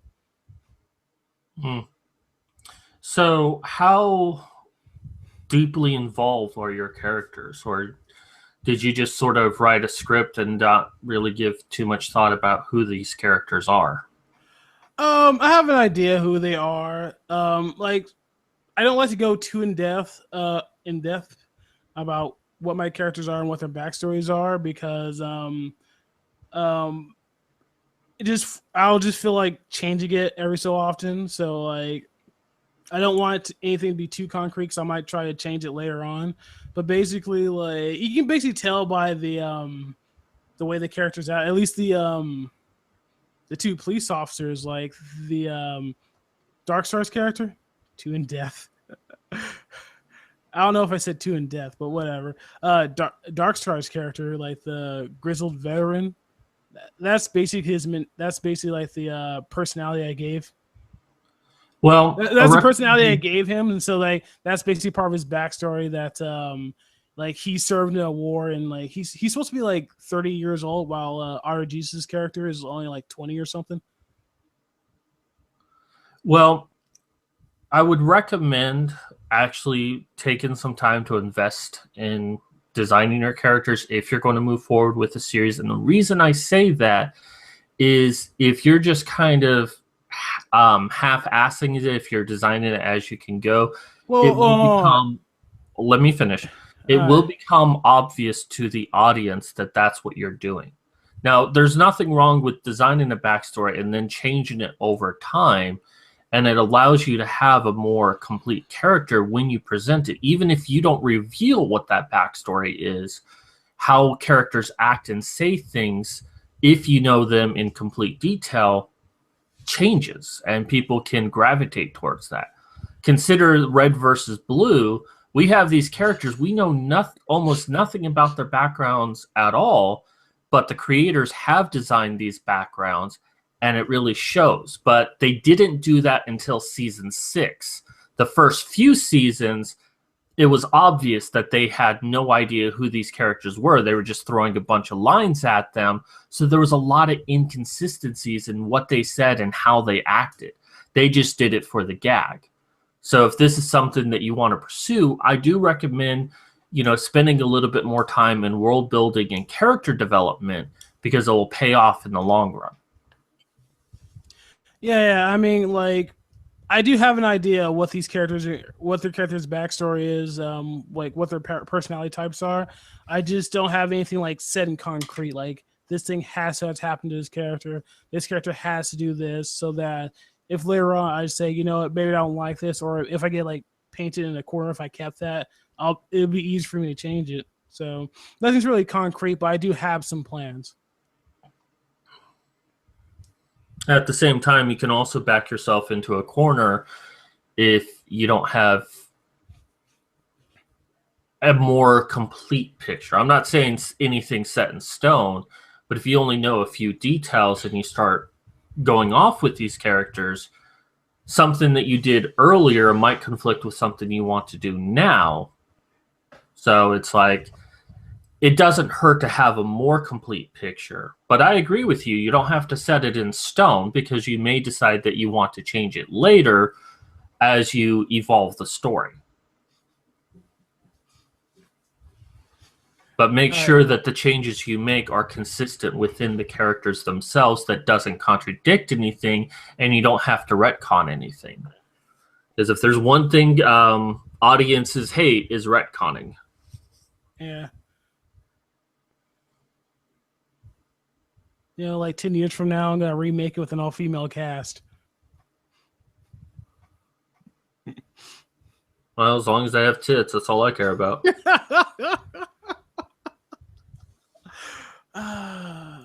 Let's see, what else can I talk about? Oh, yeah. Nothing I'm planning on doing is, like, if you ever play Half-Life 2, you'll notice that, like, all the soldiers, all the police officers, they're basically all male for the most part. Obviously, there are some women who are like more masculine shaped, so you probably could have a woman fit in one of those suits and not really tell the difference. But for the most part, they're males, and so I'm planning on doing a little editing to the police officers and the soldiers, so I can actually add more female characters who are soldiers and police officers. Well, it could be possible that the reason why we don't see female cops is because either they're just promoted out of there very quickly, so they don't stay as street grunts very long. They end up getting into higher positions faster because they're women. I don't know. I could do that, but do I really want a gynocracy? I don't know what you're going for. It sounds like you're dealing with a totalitarian government. Yeah. Yeah, yeah. It's funny because like I sent this to my brother, and like he's like, I have no idea what's going on, and I asked him what he thought was going on, and he explained it to a T what was going on. So I was like, okay, so you do know what's going on. It actually would fit if sorry, it actually would fit if women got put in positions of like middle management in a government like that, because totalitarian governments do sort of use women as a control, a controlling influence on the public. You remember, it's females that start out even early in life, like first grade, kindergarten age, with that tendency to want to stick with an authority hierarchy, and they'll tattle and they'll rule monger, they'll rules lawyer, and all that stuff, and it drives the boys nuts. They hate that. And so and you get that as you get older. You see women today, like in our system, it's women that are abusing domestic violence law and stuff like that, where they're engaging in vexatious litigation and malicious prosecution. So it would be fitting to see women put into positions of middle management like that, where they would be used by the upper management as the controls, for a people in general. Now, having said that, you could still have a female who's kind of like on the streets, and she's undesired by the middle management, upper management. So she's not able to get promoted out, that she has some sort of character flaw that keeps her from getting promoted. Yeah. Maybe she's too nice, maybe she's too cruel, who knows, but it is something you can play around with. How bad do you have to be to not get promoted in this totalitarian government when you have tits? Maybe it's just not bad enough. Maybe that's the issue. Let's see. Maybe she's Big Red. No, I think Big Red would make it pretty far in the totalitarian system. Oh yeah. Anyway, Vampiro. Another thing about her is that I originally thought about like making her suit black. But the funny thing about it is like I was thinking it had too much of like a Star Wars kind of stick to it already. If I made her black, then it would just be a little too on the nose. So I was like, I'll give her a white suit just like everyone else. So as far as her walking around with like latex and a gas mask, since everyone else is also has like a mask as well, then sorry, I was reading the chat, I got distracted. But as long as everyone else has a mask as well, she fits in better, but she also sticks out. So that you can look at her and be like, all right, she's probably in charge here. You know what I'm saying? Yeah, no, that's a good thing. You're playing with. He said she sticks out and she has huge boobs. That's hilarious.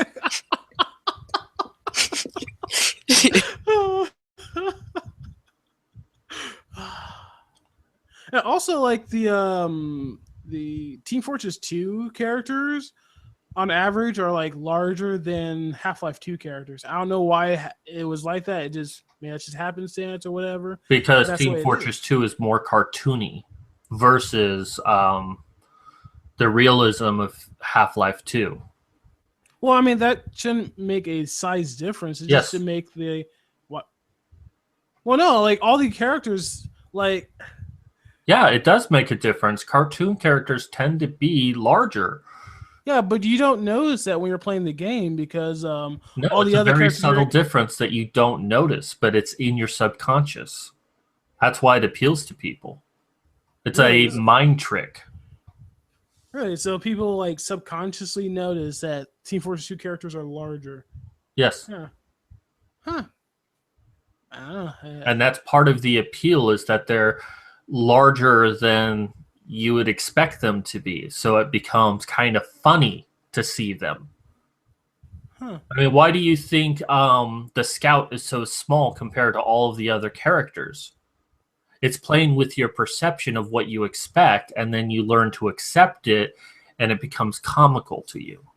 Well, yeah, it's manipulation. Yeah, I can understand that. Like the certain characters in there being smaller than other characters.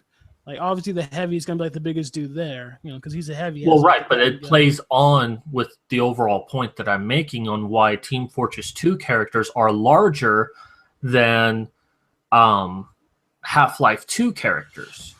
It's a manipulation to get you a certain emotional response to what's happening. Now, if you took Team Fortress 2 characters and put them into Half-Life 2, it wouldn't be as comical. It wouldn't be as fun because it would look very, very serious.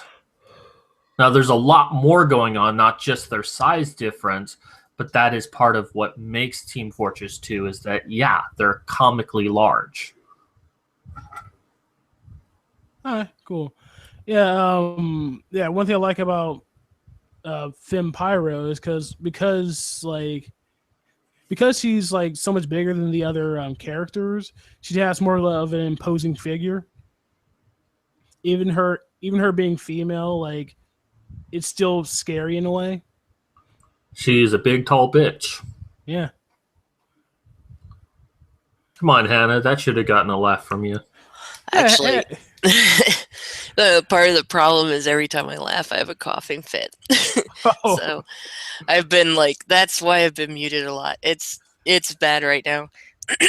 But what I would say is that it actually can be more intimidating when you're dealing with a big tall bitch like that, because in society, she can get away with hitting more people and she can get away with more behavior that's like is violent but may not be considered violent. I've been confronted with that in person. So yeah, that's fitting. It just makes her even more intimidating.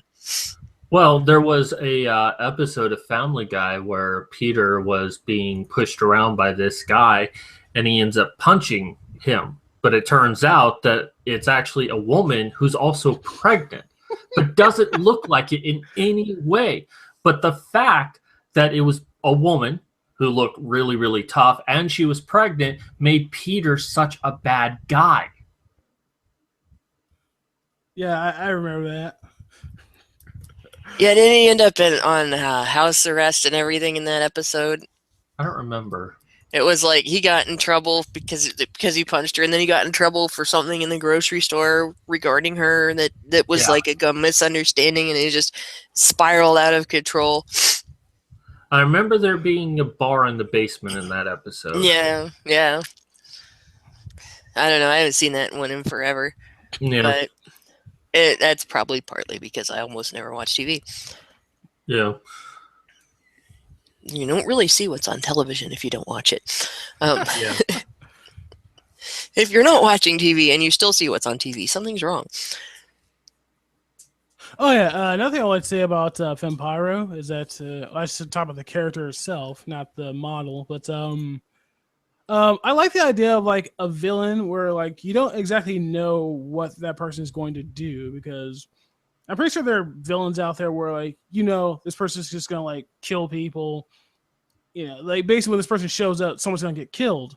But I also like a villain that also like causes chaos, because like the way I want this character to be is like when this person enters the room, I want you to not be sure whether or not somebody's gonna die. Because like sometimes she'll enter a room and she'll be friendly, other times she'll enter a room and then everybody gets killed.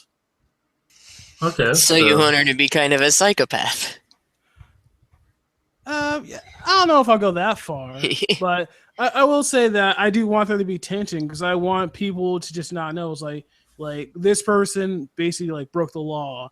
All right, is she just gonna like waste him right there, or is she gonna like let him live, or how is she going to react? And like I don't want it to be like so formulaic that like every time all right, this person broke the law, she's gonna kill this person, or this person. So she is completely ruled by her emotions and is rather unprofessional because she can be easily ruled by her emotions. She's not one way for everyone.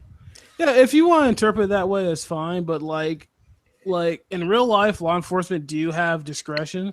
So like we is legal now in California, but like in a place where weed is illegal, if a police officer walks out and sees you smoking weed, he's not obligated to arrest you. He can if he wants to, but police officers typically have discretion. So, well, there's a difference between a psychopath that'll kill on mercy, on a whim, and a police officer who's bound by law.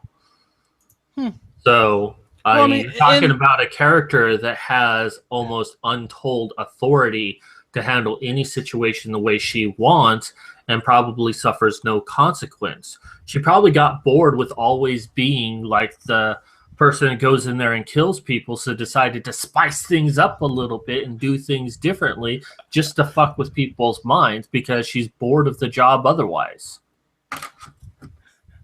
Yeah, I mean, it's cool you interpret it that way, but, you know... Well, it's not that I interpret it that way. I'm giving suggestions of possibilities. That's how I design characters, is I just... look at a few certain behaviors and say, what's all the possibilities of why the character acts this way? So it's not really an interpretation because I don't know enough about her. Yeah, that's pretty good. Yeah. I mean, that could be the case. We'll have to see. She could just be moody. She's PMSing this week, so this week she kills everybody. Next week she feels better, so she's merciful. This week she's quitting smoking, so well, I mean, and the next week she's on the nicotine patch. It could be emotions, but at the same time, like, yeah, at the same time, she does have a job to do, and so like her job may it may be part of her job is to kill people. So, you know, like, I don't know if that I don't know if that proves my point or disproves it, but whatever. Well, there's a basically what I'm getting at. Well, I'm basically getting that, like, it doesn't have to be like emotion thing, you know. It can be. Well, there's a character on the Drew Carey show called his name was Nigel Wick, and he was upper management. And his one big thing that he did was fire people, but every time he fired someone, he did it in different ways, just to get people to do it. Like, he gave one person a piece of paper and he's like, read this out loud, and it says, I will kill the president of the United States. It's like, hey, arrest this man, arrest this man. Or he gave another person a birthday cake that said, you're fired. So he was just always doing something different. You never knew how he was going to fire someone. All right. Oh, yeah. I mean, it's not a one-for-one. I'm just saying that it's kind of an example of this kind of character. Because he was a dick. Yes. Moving on. I'm planning on. I probably not gonna do this next episode. But I'm planning on adding like 2 female soldiers. They're gonna be like scouts, and they're gonna be like they're basically gonna be like driving around, basically searching for like rebels hiding in the woods, kind of thing. So that could be fun. I'm not gonna tell you their names because their names are a joke in themselves. Let's see. What else can I get at? Yeah, it was something that I did for my play is the voice mimic artist I told you about. There's female soldier 1 and 2. She did soldier 1 as Big Red and soldier 2 as Anita Sarkeesian. That's awesome. Oh, by the way, like that reminds me. Like you said something on Twitter. I don't know whether it was a tweet or like a DM or anything, but you said something like I don't know what you said, but you said something about wanting to be like do a voice on my in this series or something. And so I don't think I ever said I wanted to be. You said if I ever have time, maybe I can have you as a character. I'm like, okay, that'd be cool. Whatever. Basically, the idea of you being on the show came up. We don't need the details, but basically that came up, and I do have kind of like an idea of like of having you be like this commander of the like these of this like squad of like female soldiers, and like all the soldiers are voiced by what's her face, NC Clark. And so, oh, she has some range. She is so funny to do recording with. Like most of my blooper reel that I'm doing is NC Clark. Yeah, like I just like the idea of like it's not gonna be like a main character, it's just gonna be like a bit part. I just like the idea that like somewhere off, somewhere else, there's like a harem anime going on.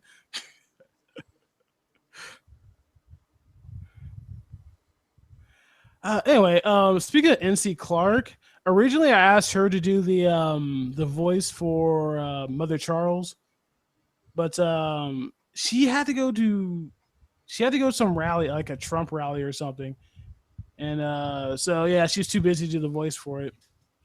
And the thing is, like, since NC Clark is really good at doing all these different voices, I was gonna have her like do all these different voices because Mother Charles, she was supposed to be just like a bit character, and then like the next episode, it would just been like another bit character that they deal with, you know. So there's basically gonna be like this like revolving door of like characters that the main characters had to deal with, and not all of them are gonna be voiced by NC, but like I would like to have NC voice a lot of them because she knows she's funny and she can do a lot of characters. So that's why I would like her to be on the show. Well, maybe I should try getting you in contact with Elena Ryder. She was the professional I was telling you about. I don't And know. she does a wide range of voices. Like one of the characters she does is a lieutenant, and she's from the UK, but does a flawless Southern Belle accent. She Cool. has range. I mean, I'm just like floored. She actually has like 7 different parts in my play, and if you listen straight through, you wouldn't realize it was the same person. All right. Well, would she work for free? Because I really Well, she worked for me for free, so cool. Yeah, I guess send me her details or her information. I guess I'll try her up. Let's see. Oh yeah, like I said with Mother Charles, like what Hannah says, like it ends with like it can continue. And so like Mother Charles was originally supposed to be like this big character, but I think I might bring her back at some point in the future.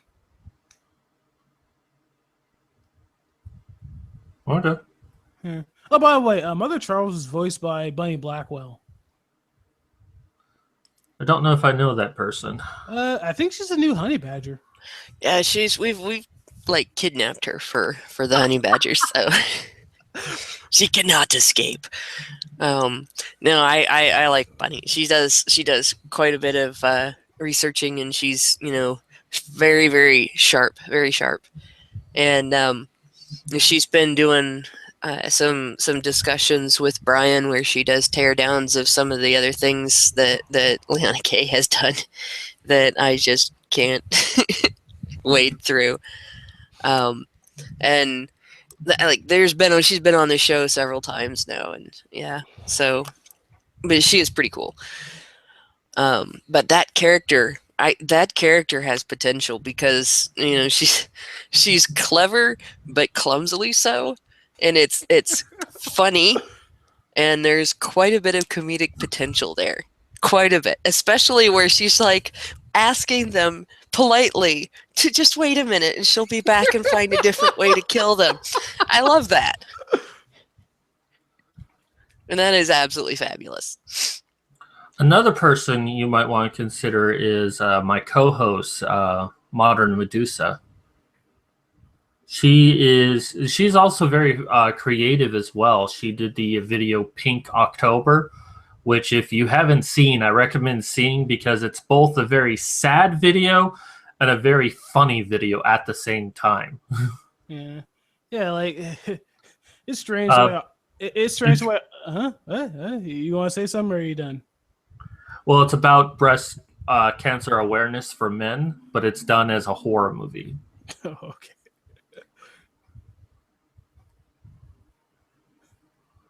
So she would be also good to have for voice acting.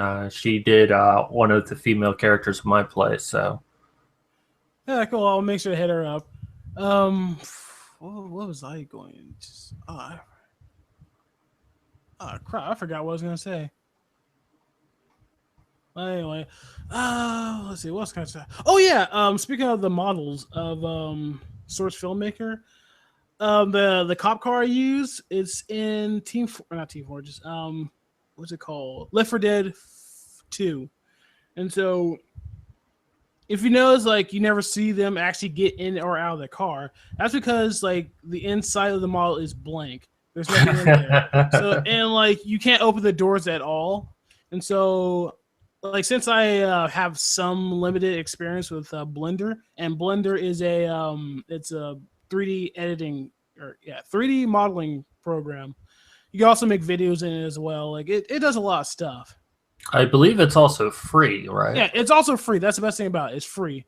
Honestly, I would pay money for Blender if they change the way the camera moves. I'll just go talk about it for a little bit. The way you move forward in Blender is that you actually don't. You have to just like scroll forward. Like you zoom in.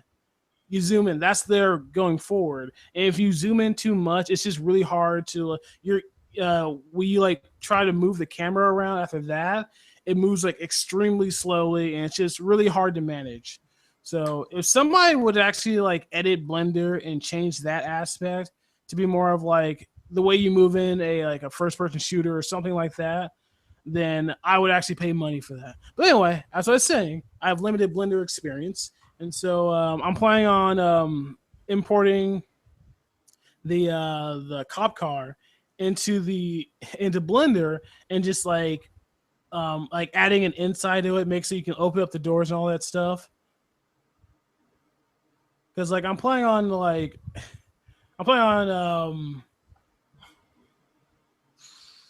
basically make so you can like open up the trunk, and so like they can like stuff a bunch of like different kind of weapons inside of it. Or you could make it a running gag that you can never see inside there. No, I don't want to do that. So you could have one having a conversation with someone inside, and it's like, oh, look at this picture here, and it's like, I can't see anything. The windows is too tinted out or something. You know, make fun of it. You know, be meta. Could make it so that like there's so much stuff in there that everything that they want, they just pull it out of there. Right. They never can be in there, but you know, like Mary Poppins's bag. You know, if they want an elephant, there's an elephant in there. They just pull it out. You know, the bag of infinite holding, basically. Yeah. It's Batman's utility belt. It's like, oh, I have this pill that protects me from this dangerous gas that eats off my flesh. Let me take that. So I mean, people love running gags. So, you know, find ways to make fun of yourself while trying to be serious. You know, that's always a fun thing to do. Yeah, speaking of running gags, I decided that like instead of having like acronyms, they'll still have acronyms, but they're all going to be pronounced. So like he actually said FOT, but he's supposed to say FOT, but whatever.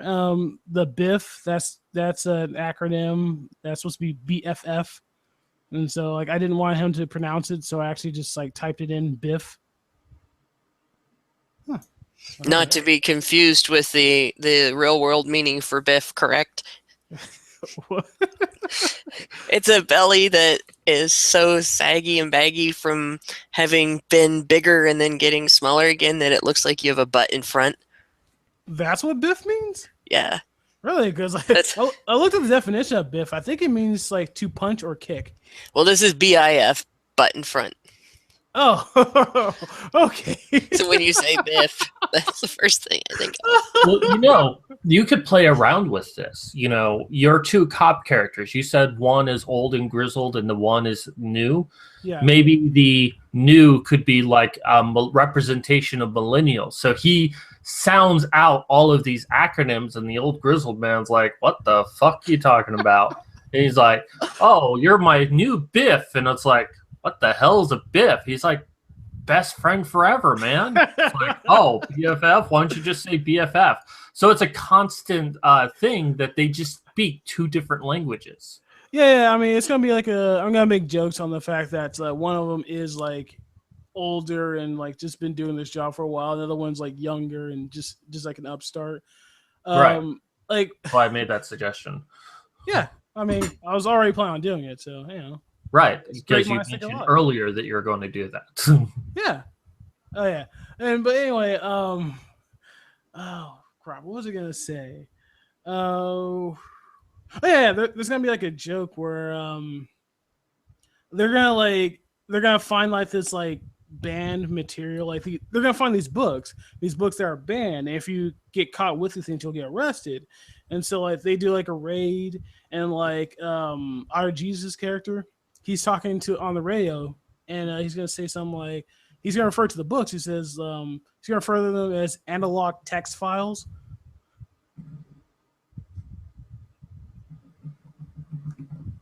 Okay, analog text files. Analog text files. Because that's archaic. Yeah. The books are archaic to them. And therefore it's analog text files. I thought he was saying funny. He's going to read off the title in an analog text file. Oh, no. No, like you would refer text file. Okay. Like you would refer to a VHS tape as an analog video file. Right, I understand now. It's just how That's he funny. said it was confusing. Oh, okay. Where I was inspired by that was the Rooster Teeth podcast. I watch it every week, and so at one of their episodes, they talk about how like the you know how like the save icon is a floppy disk, and Bernie Burns was talking about how there eventually become a day where like kids are not going to know what that floppy disk is. They're just going to always refer to them as save icons. And so Bernie Burns he says that like on an earlier podcast, but later on he's talking about how he brings up how he said that, and he's talking about how he's playing it was like some Lego game. I forgot which one it was. It's like might have been like Lego Batman or whatever. But anyway, he's playing some Lego game with his son. I think it was like Teddy or whatever. And he says like, "Oh, and Teddy says something like, "Oh, you go get that thing over there. I'll get the save icon or something like that. Oh, the save icon." Says something like that. And then Bernie Burns turns to Teddy. He's like, "What did you call that thing?" It's like the save icon. Like, do you really not know what that thing is? Yeah, I still actually have some the 3.5s. I still have some of those actually at the apartment here. My son didn't know what they were. So what is that? What is that thing? What is it for? Yeah.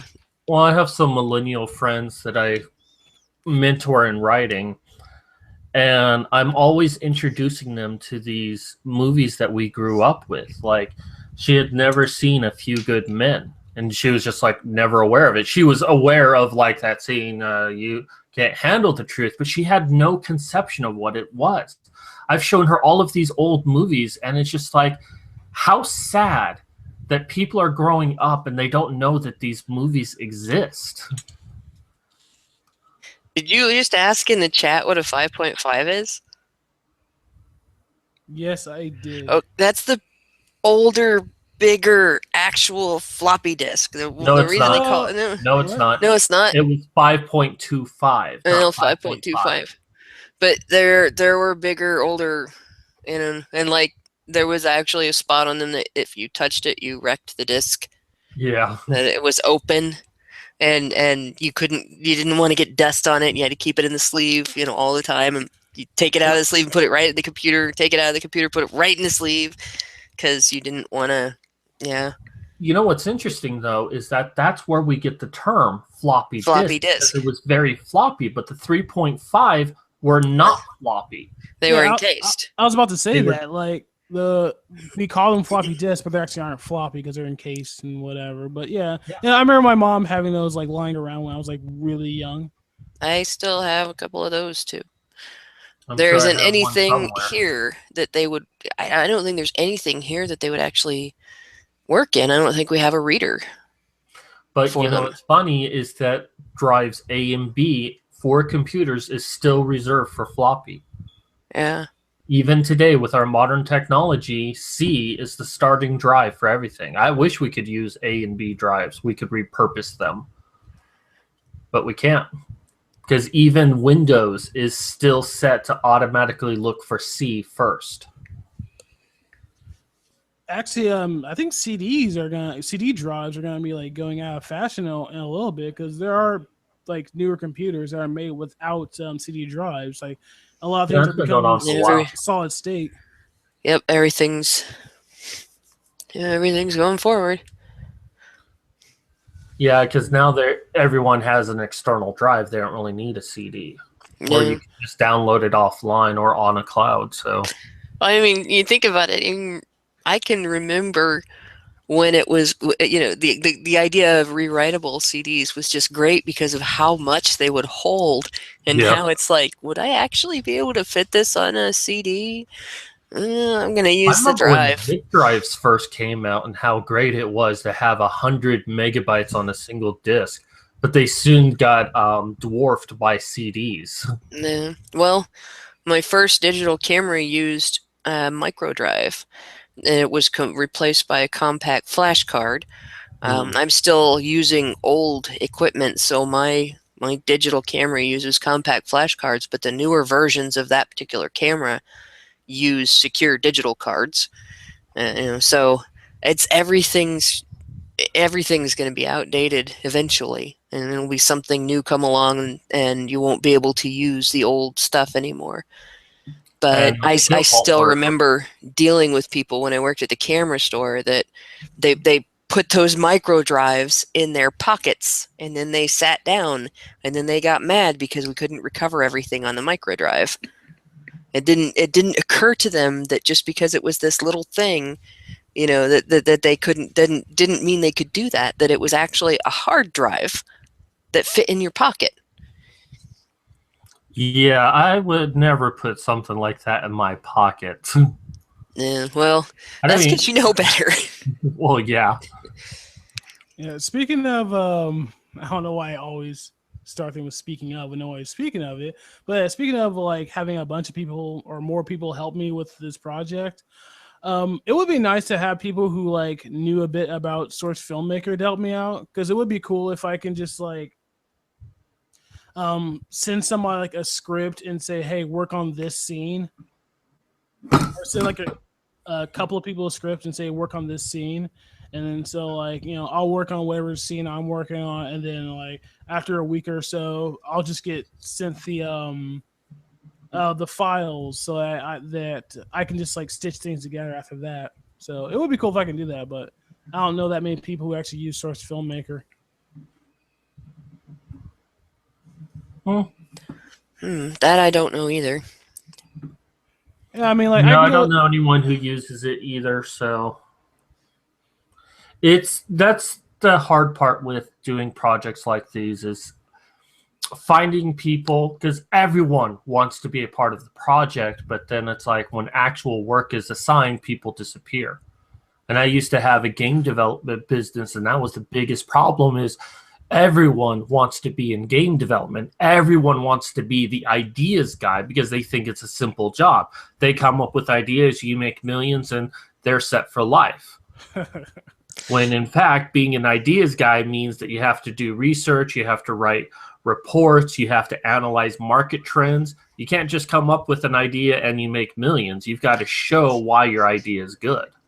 Step 1, collect underpins. Step 2, step 3, profit.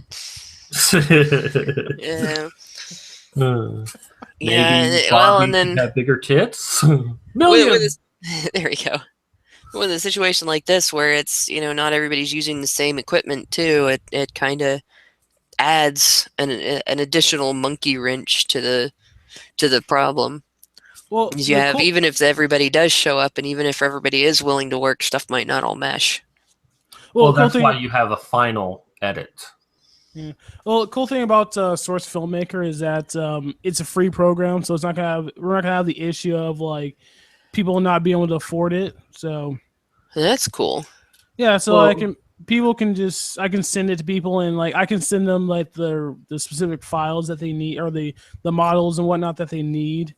And so basically, like instead of like sending me like an exported video file, they can send me the project itself, and then I can start it up. and everything should be aligned. Everything should be like functioning. So like, all I need to do is like just look through it, and if there's some little tinker I need to do, I can do that, and then just like export it at that point, and then stitch things together. Well, that is one way you could do it. Another way you could do it is you assign each person a specific task to do within the file. You create an assembly line. One person designs the background, another person designs like the assets, like the house, the fences, all of that. Another person puts the characters in and adds details to the characters. So by the time you get it, all of these people have done these phases, so you can just make sure it all works together. Yeah. I think what I'm gonna do is like I'll make the models. I mean, there's not gonna be that many models that need to be made, but like I'll make the models and I'll make the maps, and then like since all the pieces will be after that, all the pieces will be made. So I'll just ship it out to like like you said, just assign different people to different scenes, and so I just ship it out from there, and then just hopefully come back with like a product that's like useful. Well, either way works. I mean, whatever works best with the people you have and what they're comfortable with. Just try to maximize people to what they're capable of doing and what they're comfortable with doing. And that's the hardest part about being a project leader is that, since people are volunteering their time, you can't really hold them to a high degree of quality. You've got to just get what you can get from them. Now, sometimes they hold themselves to a high degree, and other times they're like, whatever. So sometimes you have to kiss their ass and work with them, and maybe they'll do it. That's such the hardest part when you're doing something with no money, is you can't always get people to do things the way you want them to. So you've got to learn to accept what you can get. Yeah, I also found when working with a yearbook and photo club staff that sometimes you get people that won't stop tinkering with something because they want it to be a certain way. And you're like, well, just show me what you have. No, this is what I was looking for. And then we're going to keep working with it for another couple of days because they wanted it to be a certain way. And you end up having to say, no, this is good. Let's use this. Sometimes people can put you behind doing stuff like that. That's what I'm actually, one of my bad habits is I'll work on something and I'll like want to keep tinkering with it, and I'll never get it done if I don't at some point say, this has to be good enough. I'm going to go ahead and put this out this way. Another challenge to deal with when working with people is if they say, hey, I have this idea of what we could do, and it doesn't work for what you want to do, you're like, no, that's not going to work. They will get personally offended, like you've insulted them and saying like, your idea is bad, you horrible person. That's how they react. So one of the things you have to learn to do is say no, but in the nicest way possible. It's like, that is a really good idea, and that's something we might be able to do in the future, but right now we really need to go this way because everyone else is doing this, this, and this, and it just works better. So you have to really put on kids' gloves with some people. And it's sometimes annoying. Well, actually, it's always annoying having to do that, but it's like, again, you're kind of at their mercy to want to do it. So you have to bargain with them. So they feel like they're still being part of the team, even though if they do their job right, they're a part of the team. So as soon as you get into show business, prima donnas. Yeah. even at the free level, prima donnas. I'll just tell them, that's a brilliant idea, but that's a stupid idea, so we're not going to do it. There you go. That's okay. I already know I suck at everything, so. One thing my brother said that was kind of weird is that he said that the girls sound like they have speech impediments, and I think he's referring to you and the radio. Wow, by the way, that's fitting. I do have one. You do? I have a lisp. I don't know if you noticed it, but it's due to having lost teeth to a condition that is undiagnosed. I have all of the symptoms of Sjogren's syndrome except a comorbid disorder that is on the list of comorbid disorders that medical profession approves as, if you have one of these, then you have Sjogren's. And instead I have an inflammatory disorder that's not on the list, which is just having a shitload of inflammatory allergies. And unfortunately, it dries out your mouth and you lose teeth at a younger age than you normally would. And not having the finances to go get them all pulled and get false teeth, I have a lisp. So See, if I'm not, I always thought you lost. if I'm not very careful, I sound like Sid the Sloth. I always thought you lost your teeth in the Honey Badger Fight Club. Yeah, there we go. Oh wait, I'm not supposed to talk about that. Sorry. No, that's the first rule. I honestly haven't noticed that you lisp, nor have I noticed that you're missing teeth. Well, that's partly, I mean, I talk slowly quite a bit because I need to speak slowly in order to avoid having that, sounding like Sid the Sloth. I have no idea what you're talking about, by the way. Who said the sloth? From the movie Ice Age. It's a Disney movie or a Oh. Pixar movie or something. It's a kid's movie. Pixar, I think. Yeah. Was it one that they did together or just Pixar? Maybe it's Trademarks. I don't know. It's like Yeah, or yeah, the could be difference between Pixar and We got the internet. I'll look it up. Yeah, but anyway, it's a good movie. I like it. It was one that came out when my kids were little and they liked it, and but yeah, I sound like that character. And Yeah, the actor actually John said that Leguizamo. he said that he voiced the character that way because of the position of the character's teeth. So it fits. It's very fitting. Yeah, I'm looking up Ice Age, and I actually did see this movie like a long time ago, but it didn't really have that much of an impact on me. But it's. But yeah, that is it. Was it your brother that said that? He is correct. I do have a speech impediment. Yeah, I honestly didn't notice that. It's not a birth defect speech impediment. It's I'm getting old and I'm losing my teeth speech impediment. Sexy. And have a dry mouth, so.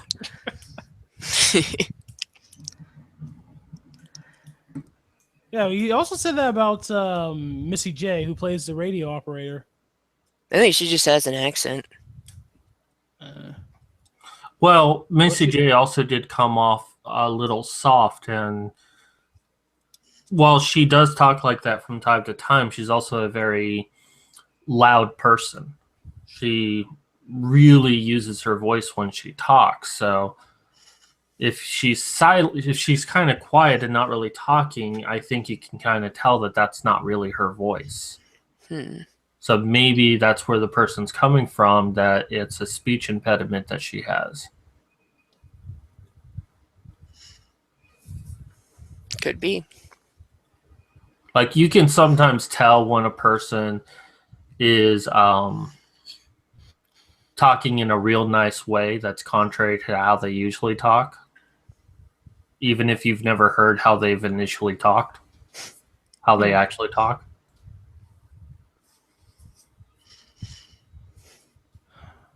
Yeah, like when they, accidentally drop something on their foot, and instead of what they would normally say, they say "mess of flowers."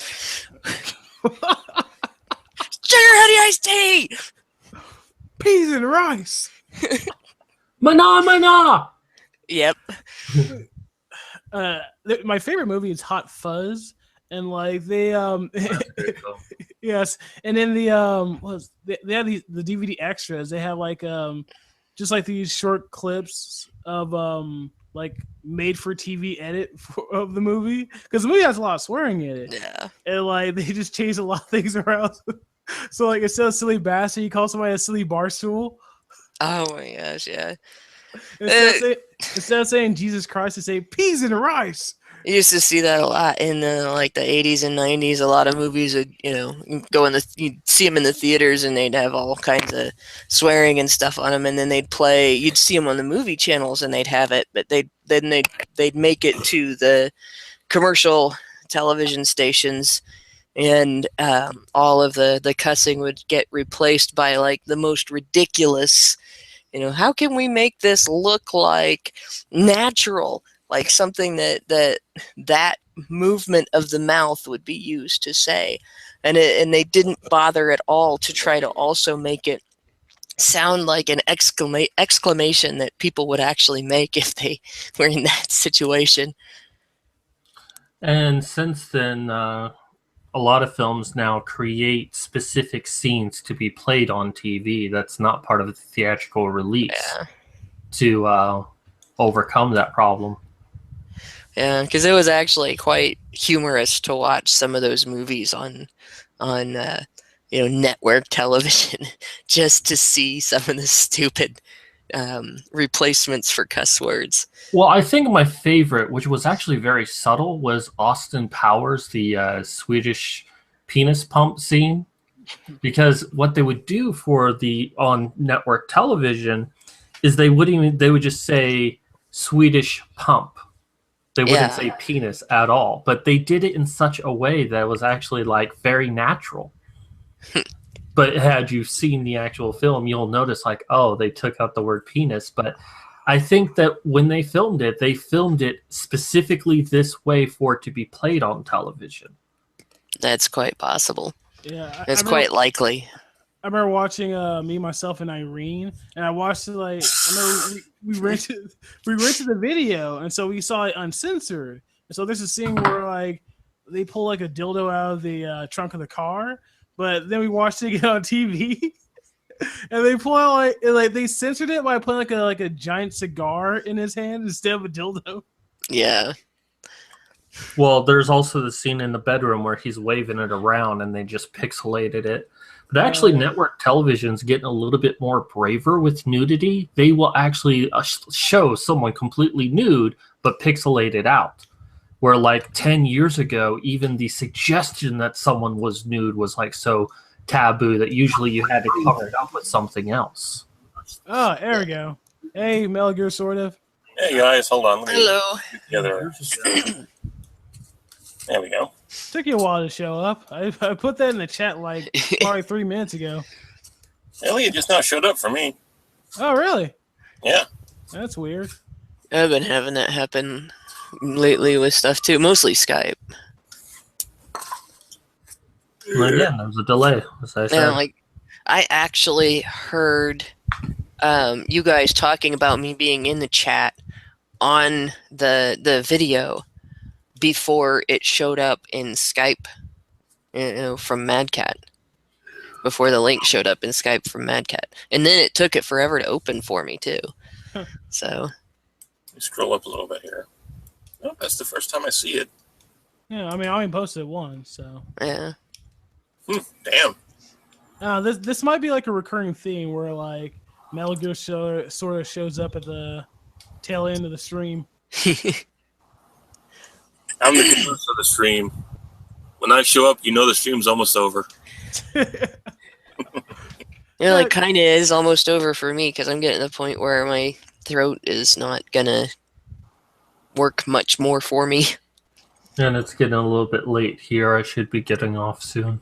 But yeah, like last month I had NC Clark on, and we that's talked cool. about, yeah, we talked about in this order: the Constitution, Chicago, and 1776.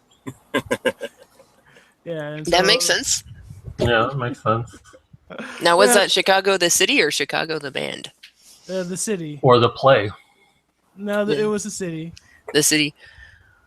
The Chicago, the city, and all this stuff that's been going on there. Yeah, Chirac, as some people like to call it. Yeah.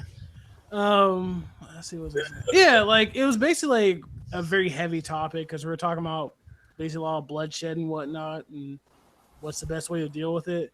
And so I like how this month I just did something that's very lighthearted. Well, at least I say cartoonish because I don't think fascists are lighthearted. No, but the way you dealt with them was actually pretty good. Yeah. So, Yeah. Can I just say I'm a little disappointed that you didn't make any basement dweller jokes in that one scene? basement what jokes? Basement dweller. Oh yeah. Well, you know, the wrong thinker would have to live in his mother's basement. All wrong thinkers live in their mother's basements.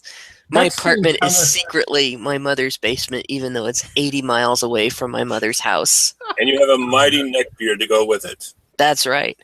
I just, you know, wear it a little low.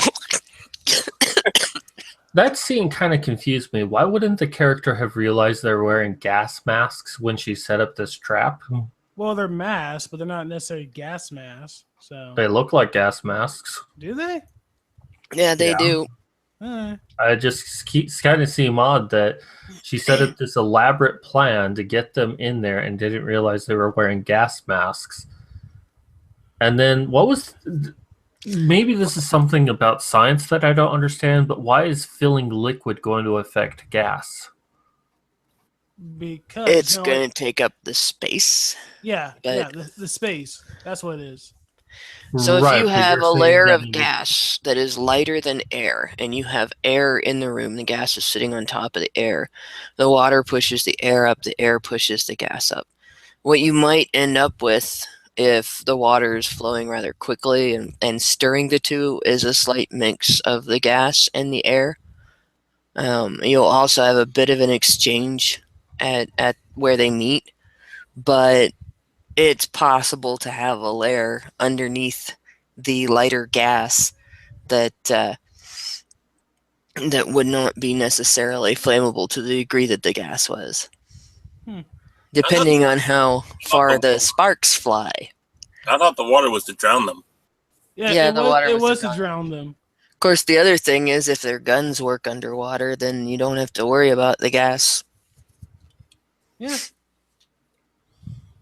Well- oh, by the way, as far as the gas, like it was clear that she basically just took like the gas stove gas and just like repiped it into the basement. So that was propane then.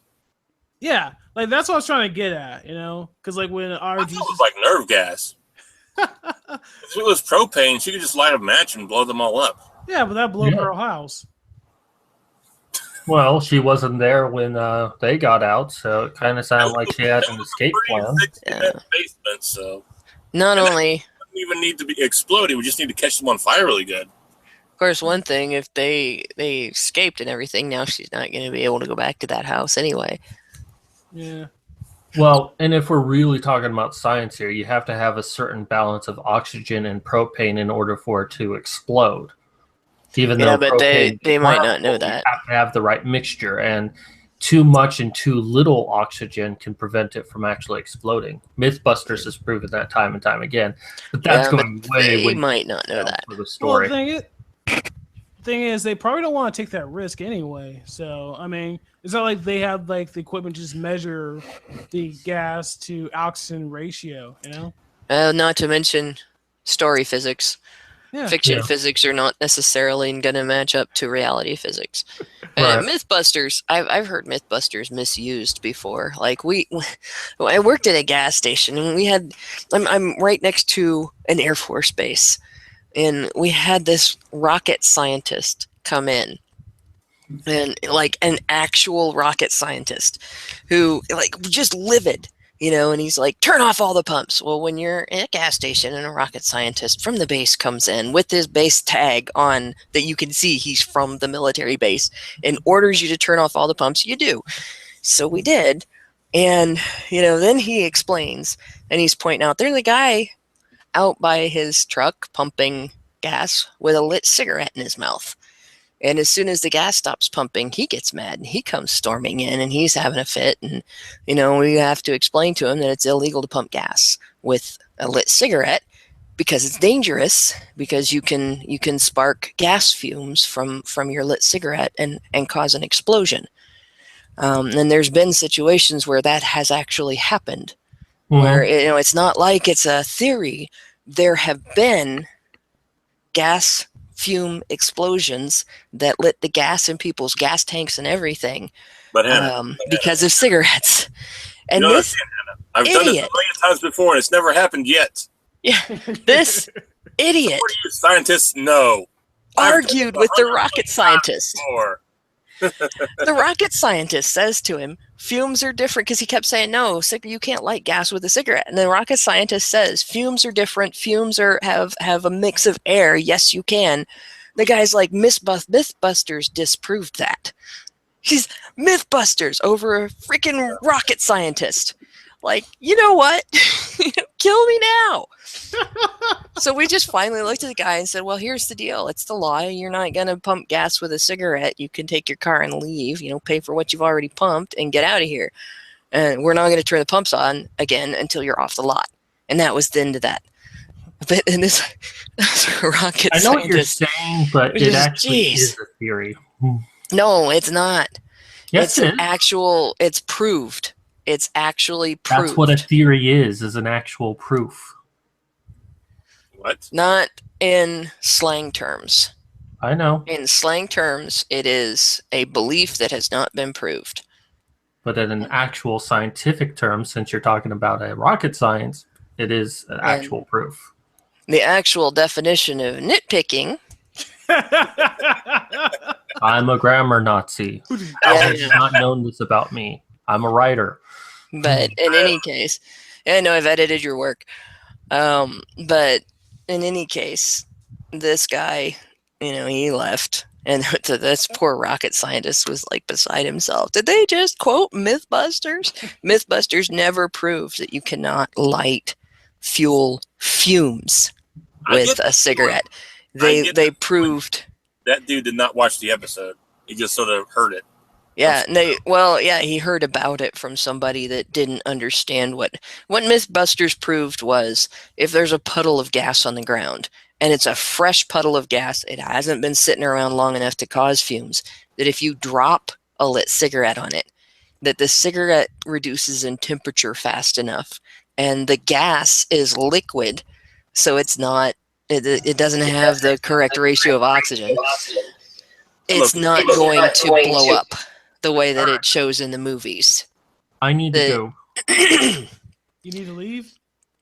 Yeah, it's 11 o'clock here. It's getting too late. I shouldn't be on anymore. So. All right. See you, Mad Cat. I'll talk to Karn. Karn, D&D. Oh, good. I'm being replaced. I see how it is. Well, it's business, man. Ohio is taking over the chat, or is taking over the stream. The stream, yeah. Oh, Karn. I guess he can't talk now because he's muted. But Karn's from Ohio. Yes, we are the Ohio. Kids, I guess. Ohio, so. Well, you didn't see my comment earlier about the roads. Just let you know. You're showing your face. Just let you know. Just give you fair warning. Yeah, I see it. There you have Mikey Beard.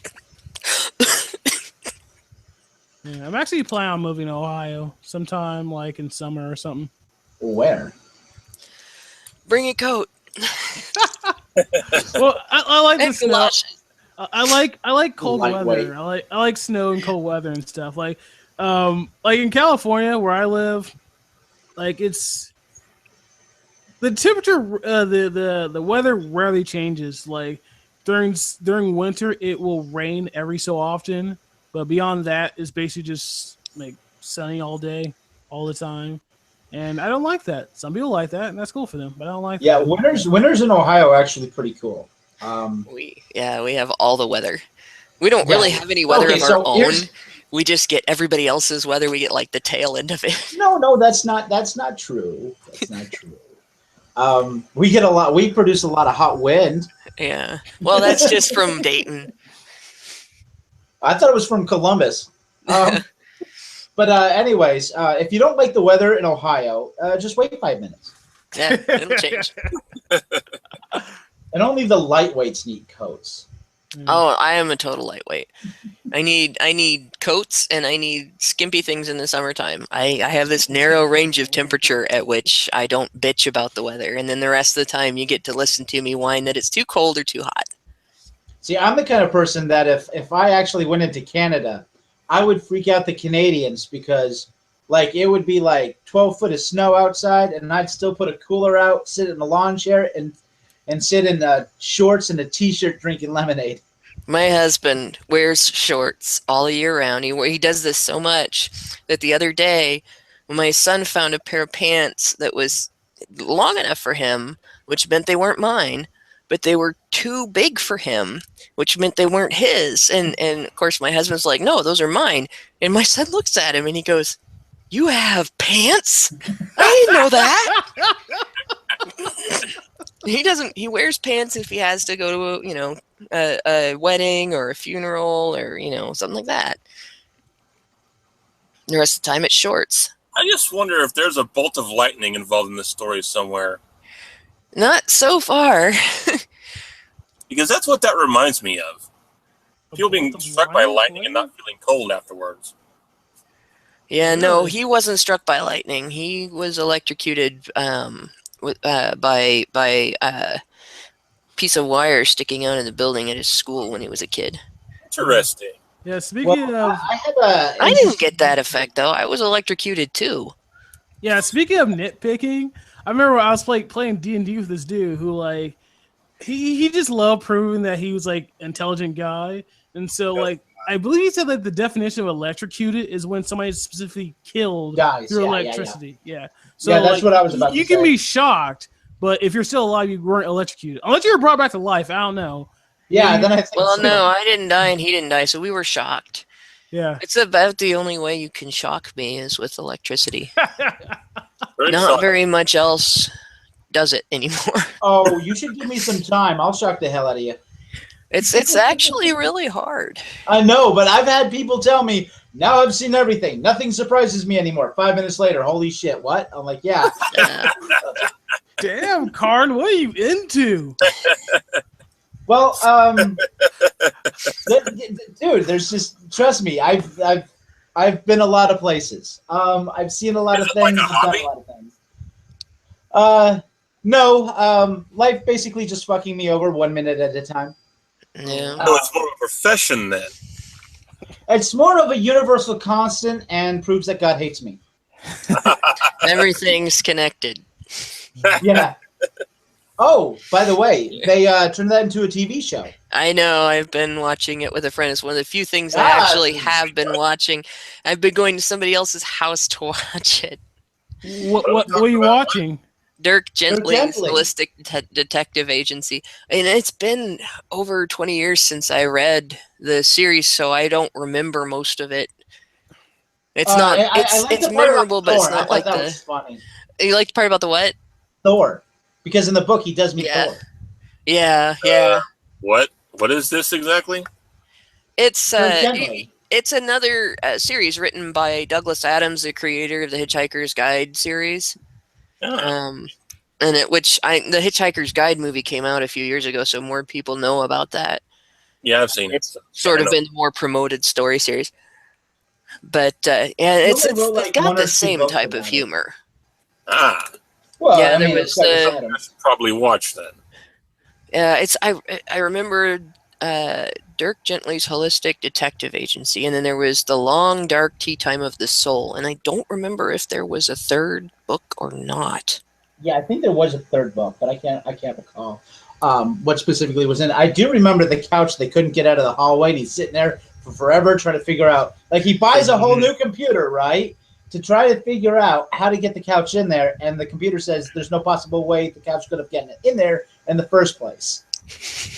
Yeah. And the reason for this, right, because it kept giving him the same computer app, he's spending hours and money just trying to figure out a way to get the couch out of the hallway. And what happened was there was a time shift where everything changed, but the couch stayed in the same position. So now, because everything around the chair changed, yeah, everything around the couch changed. Now the couch was in a position that was impossible. Yeah. Which makes it kind of a running joke because there was that couch in the Hitchhiker's Guide series. The Impossible Couch. Wait, what couch? In the Hitchhiker's Guide? Yep, there was a scene in the Hitchhiker's Guide series, and I cannot remember which book it was, but where there was a couch that was shifting through dimensions. Let me see if there's a reference to it online. I don't recall that. I read all the books. Maybe I'm mixing the two up in my head and I'm remembering the Holistic Detective Agent, but I thought I remember them shifting through. Now, I remember there was the potted plant, and the potted plant makes sense. It went through where the perfectly normal beasts came out. The portal, the perfectly normal beasts came through when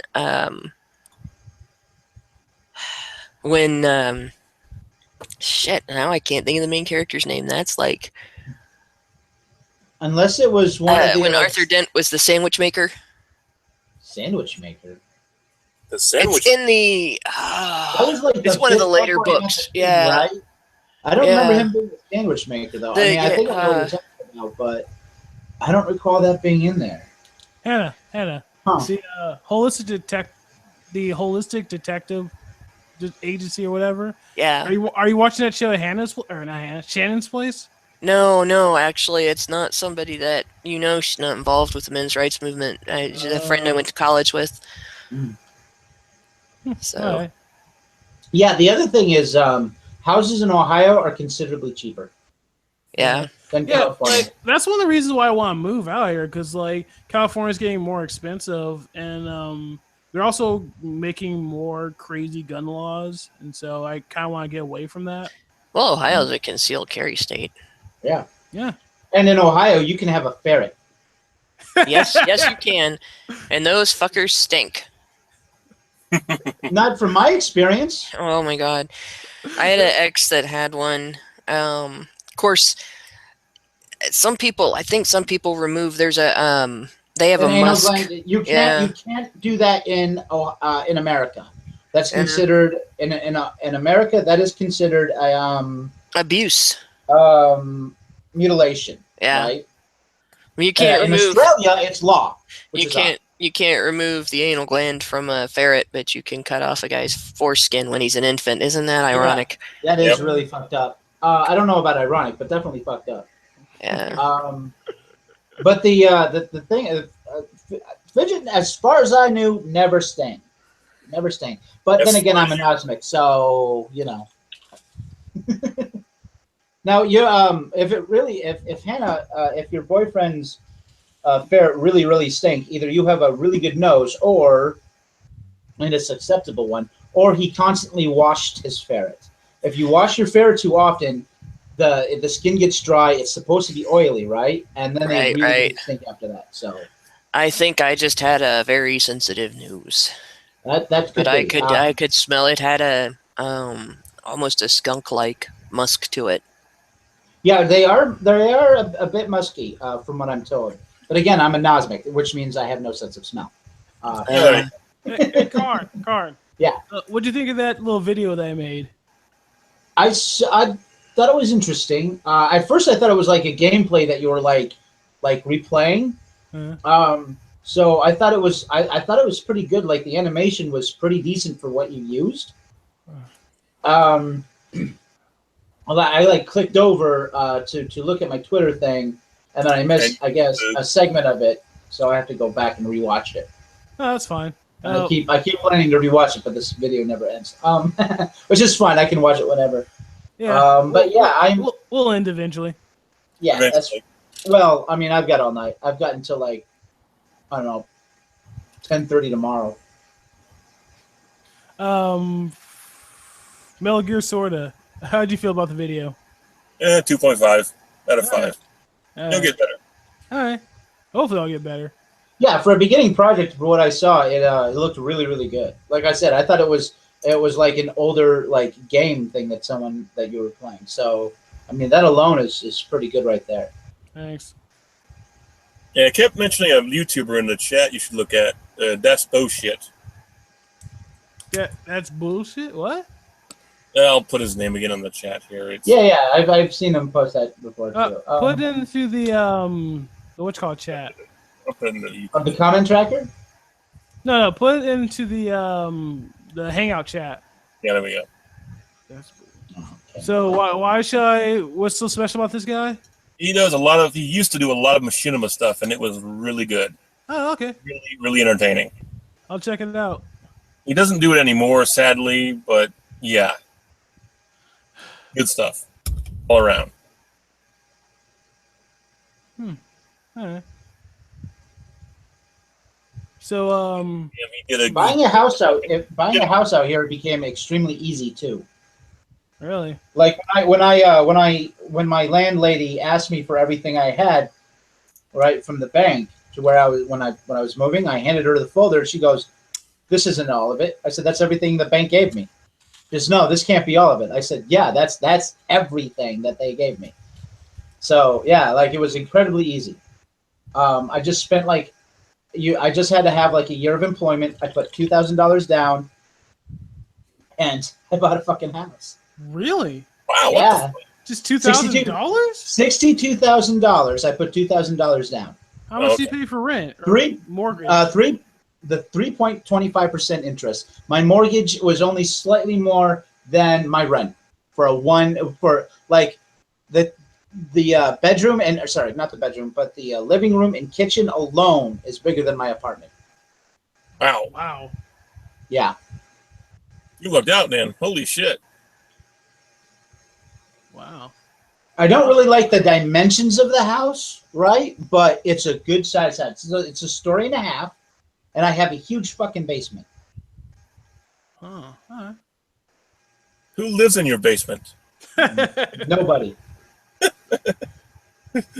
That's pretty good. Yeah, I thought so. I keep going around my sorry. I keep going around my house going, this is my house. This is my house. I own it. It still blows my mind. I've been homeless like 3 times. So Oh, wow. Yeah. So yeah, that still like blows my mind.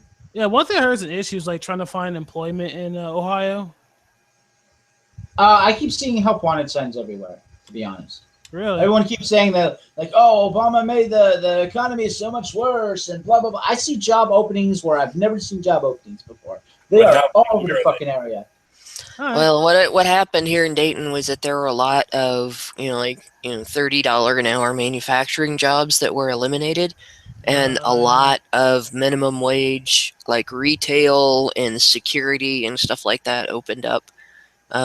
There's more jobs in home health care, but it didn't actually have anything to do with what Obama did. Ohio changed the way that home health care is done. All right. I don't know that it I wasn't saying that Obama made it better. I'm just saying that so. Yeah, different things happened in different cities. It really sort of depended on what was kind of going on before, because Obama isn't necessarily directly responsible for what happened in Dayton either.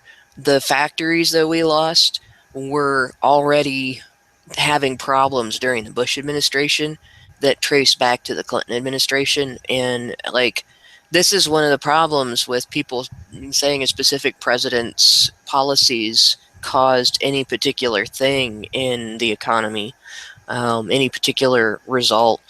Sometimes there's stuff that can be directly attributed, like there were tax increases that caused some businesses to shut down here, some small businesses to shut down because their sales, or not their sales tax, but their personal property tax increased exponentially, and they couldn't pay it off. But those are more rare things, and it's more often that it's like, well, Clinton, Bush, Obama, all 3 of them together caused this problem, and each one built on aspects of it, and instead of fixing it.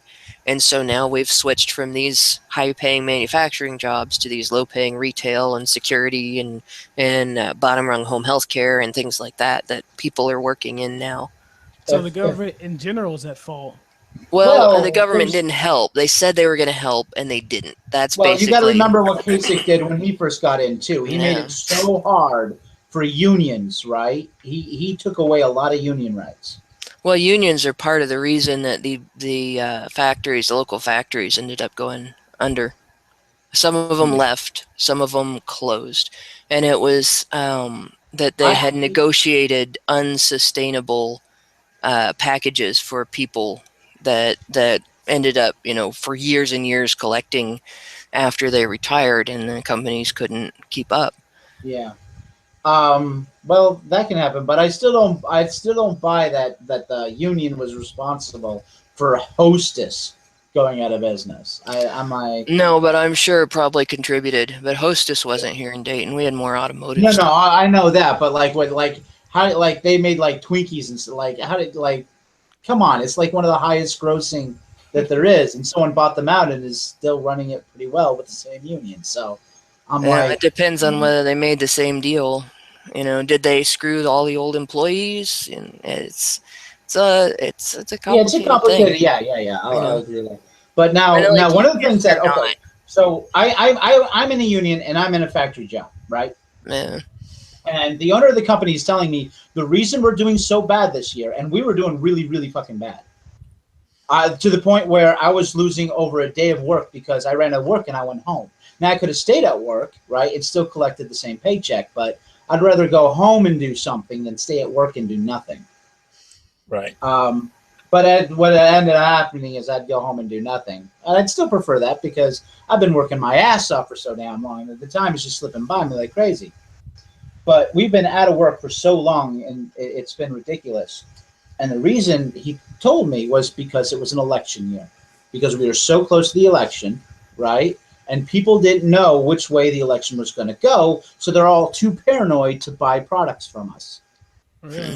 Yeah, that's another contributing And factor. the moment, like we got right up to the election day, everybody started buying. I'm so overloaded. I need help now. Yeah. We had where in the community, one of the communities in the area where I grew up, there was a Huffy bicycle plant, and that plant was there for years and years and years. And every so many years, the union would negotiate a new contract, you know, with the plant, and the employees would get some, you know, a raise, or they'd get a change in their benefits or whatever. The last negotiation that happened, the employer said, "We can't do this. We do not have the income to do what you are saying that you're going to go on strike if we don't do this." And the union refused to back down. The employees, like the members of the union, were saying, "All right, we want a compromise. We want to go to the table." And the union refused. The union administration refused to listen to the union members and stiff-armed the company, and the company went out of business. And that was one. I was in the retail employees union when I worked at the pharmacy that I worked at.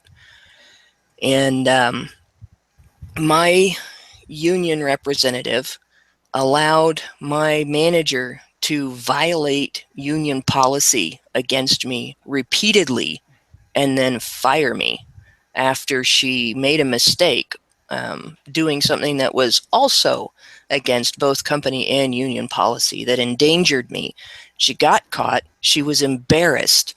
She didn't like that it was me that the embarrassment was associated with, and she just began nitpicking and doing things that she wasn't supposed to be doing to me. And among other things, you know, she was writing me up without representation, and you know, the things like I would say, I would like to have the union representative here. Oh, well, you don't need him here for this. And actually, I had the right to have him there for that. And she would refuse me the right to have the union representative. And the union did nothing. They took my money, but they did nothing. So, like, I am all for the ability to work with unions and everything, but they're not the end-all, be-all of everything. They're not any better than, they're just another form of government, really. Yep. And unless you diligently maintain a union that is not exempt from criticism, and that doesn't have supreme power to do whatever it wants, you end up with a situation where the union is no better than the state. Our union is really small. My dues are less than $2. See, that's the way it should be. That's really the way it should be. You know, because a union like that will work with the business, and they're goal is going to be to cultivate the business. They aren't going to want to see that kind of stuff happen like I just described. Yeah. But when you get these big unions, because the union that I was with, all of the retail establishments in Ohio that have unionized, that's their union, and it's that unless they have unless they have reason to develop a reputation for craftsmanship, like the unions that work with the beer companies or the unions that work with the automotive companies and stuff, they don't really have any reason to represent the employees honestly at all. There was actually a really good movie with John Candy in it, and that guy from the American Pie movies that covered this kind of thing. And there was also a movie made, I think, back in like the 70s, which they were killing some employees because they found out the union was just as corrupt as the business they were working for. And it was I can't remember the name of those movies, but they were really, really good. Well, probably one of them was Hoffa. Hoffa? There was a movie about Hoffa, and I think the title of the movie was Hoffa, and that was part of. Was this like a black family that was covered with a girl? She messed up her mouth with a coat hanger because she tried to make her own braces because they didn't have money for dental. It's been so long, I do not remember. Okay, now there's a really funny movie with Michael Keaton in it where he goes to Japan, right? Mm. And he gets the Japanese company to buy the American car company, right? And then they make him the liaison between the workers and the office. And he's trying to keep his job, right? Because they really increased his salary. And it's funny because he lies to the people saying that there's a second deal, but they really want to strive for like this, that the first deal, which is the only deal that's actually in existence. Right. And they have to build so many cars. I think it's like 15,000 cars in one month. seen that movie. Yeah. I know you probably have. It's an old movie. I can't remember really the title. I'm going to look that up because that movie's so good. I want to watch it again. Yeah, I do remember that. Hey, you say you live in like Dayton, Ohio, or like you don't live in Dayton, but you live somewhere near it or something? Yeah, I live, well, the way Dayton's like any other city, it's a mishmash of suburbs that are like all intertwined and smushed up against the city proper and everything. And so like there's areas where if you cross the street, you're in a different municipality. And I'm in one of those little municipalities. Okay.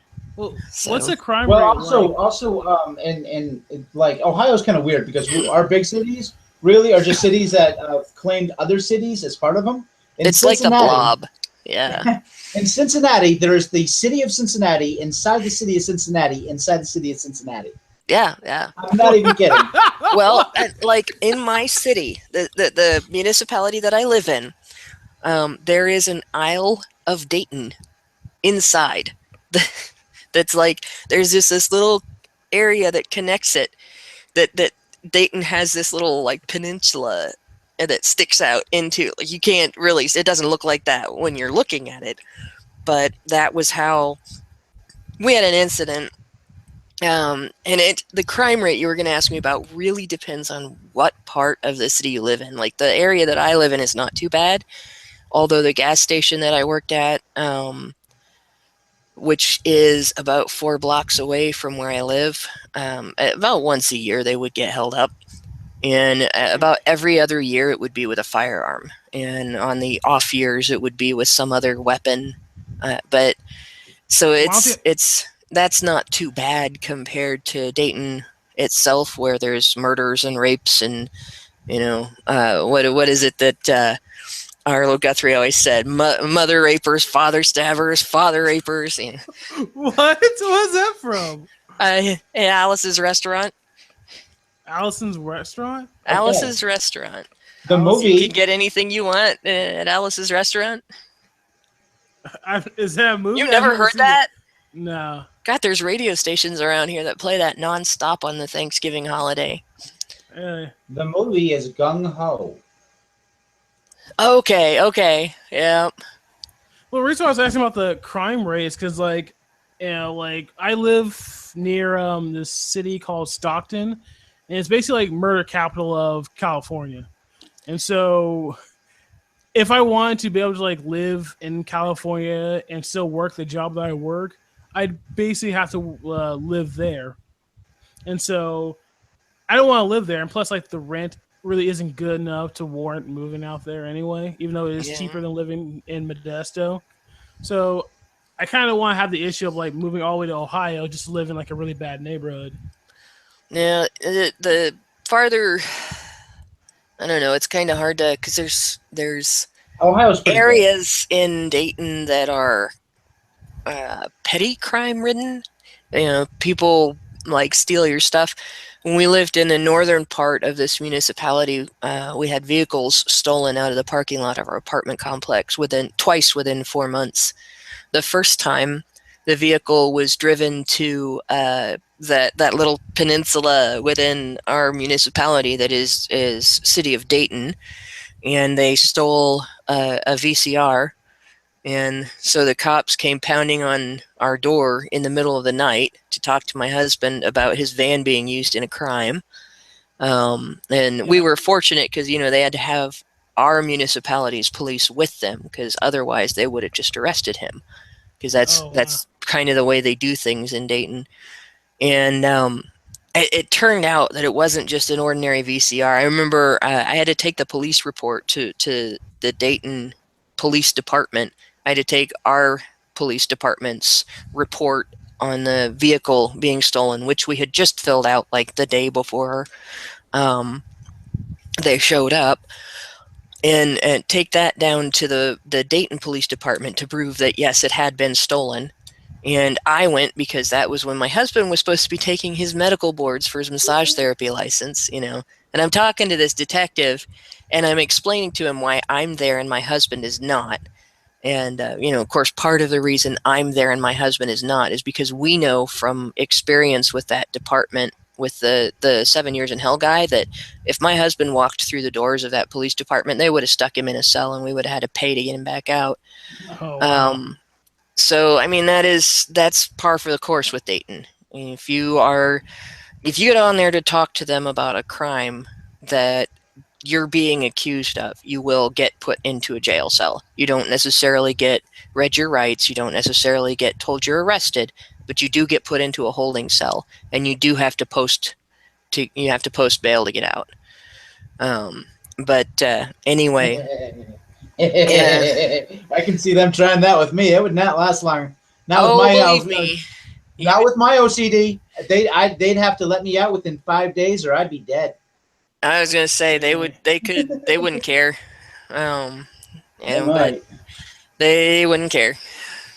But anyway, they wouldn't care till my mom calls, and once my mom calls, not the one you met, the other one. Yeah. Then the shit would hit the storm because she would never stop talking, and it'd be like, "Oh my God, what did we just do?" But you don't understand. You don't understand. If there's a fight between God and my mom, I'm putting my money on my mom. When we had the 7 years in hell story, that I went down to Dayton PD with his wife a few times when he was non-arrested. You know, there was a whole group of women that we all went down there together and sat in their waiting room until they let him out. And we were kind of obnoxious. They didn't care. As long as we didn't break the law while we were in there, as long as we didn't harass them directly, and if we had harassed them directly, they just would have stuck us in a cell too. So, yeah, that's Dayton. Yeah, like Modesto, the city I live in, is like known for car theft. So I think we're like the car theft capital of Modesto. No. Sorry, of California. Well, we haven't had any evidence of, well, I shouldn't say that. We have had one incident where I suspect but cannot prove that my van was taken for a joyride and returned, of all things, by probably neighborhood teenagers. Well, how And- nice of and- them. They return your ride? Yeah. Yeah, at least they Well, returned not it. in the same condition that they took it. That's part of the reason that I suspected it was taken for a joyride. And what basically happened is my gas gauge doesn't work. So I cannot tell based on looking at that whether I have fuel in my vehicle. So I have the tripometer. I fill the tank. I set the tripometer at 0. I know how many miles to the gallon I get, which really isn't that good, and how many miles I can generally drive when I have to refill. And You were I out of gas. also generally know how many miles it should say I have driven. Well, you're pretty close to a gas station, so that's not. Yeah. So when we had to go get out we had to go get out the dang it.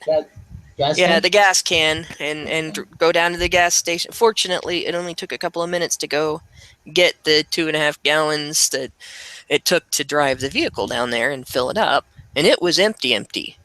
It wasn't just low. And the tripometer, which had said something around 95 or 97 miles previously, was at 13 miles. And Okay. the alignment was off. And the alignment had not been off before. So I'm pretty convinced that the vehicle was, zombie napped and taken for a joy. And that's actually why I wasn't driving the vehicle and I didn't clean it out and make it the vehicle I was driving people around in when I had the event this summer. It was because I'm still working on figuring out all of the damage. Okay, so It had when a gas leak too. After that, we just fixed the gas leak Oh. not too long ago. You should probably buy a new car. It sounds like you need a new car. I like the zombie van. The zombie. At least, yeah. at the very least, out of all the things you had to spend to either get the alignment and to fix that gas leak and everything else, you could have just replaced the damn thing. The vehicle itself actually cost less money for us to get in the first place than the paint we put on it to make it look like a zombie. And my husband got that paint at a discount. Nice. Because he was buying it piecemeal. He was buying leftovers, that from other jobs and everything. Nice. So, and it does. It looks like it's got a big brain on the top, and it's got a big nose in the front, and the Chrysler symbol is made to look like it's a piercing, and it's got ears on the sides. It's got blood all over it. I don't think I saw that van. Yeah, it was sitting out in front of the apartment, but we didn't drive it, so I didn't really. By the time we got to your place, it was dark by the time. And it's not like you pointed it out. No, I didn't show it off. I should have showed it off to everybody. That would have been. He did all the artwork on it, and it looks pretty cool. But yeah, we painted that together as a family, and we had a great time doing it. And it's just I don't want to let go of it now because of that, and because I like that particular make and model, even though it has mechanical issues. Before I got my Nissan Leaf, I had a Chevy Cobalt, and someone had broken the siphoning protection thing to siphon gas out of my car. And I found this out because my car was completely wiped out, right? So I'm sitting in my car and I find out what happened, and I just start laughing my ass off because all they got was about a gallon that was in the damn thing to begin with. That's funny. But not as funny as my car needing an e-check. Yeah.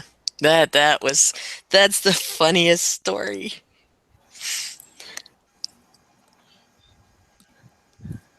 How many cylinders is it? Nope, doesn't have one of them either. Yeah, okay, so you two are out of the loop on this one. I think I actually heard this story. I have not. I think I heard your live. I think I've heard your your live stream or something when Hannah was on it. Okay. What's it called? Yeah, it's a Nissan Leaf, and it's an all electric car, and the EPA sent me a letter saying I needed it to get it e-checked. Yeah, I heard that, but what's the name of your podcast? Oh, Water Bear Brigade. Water Bear Brigade. Yeah. So, Yeah. Although my channel is Karn3333. There's 5 3s there. Why 5 3s? Because I got sick and tired of putting 3 on the end and my name already having, right? So it was a character limitation, right? So when you start an account for something, they want you to have more than like 6 to like 16 characters, right? Right. So just Karn wasn't fitting, right?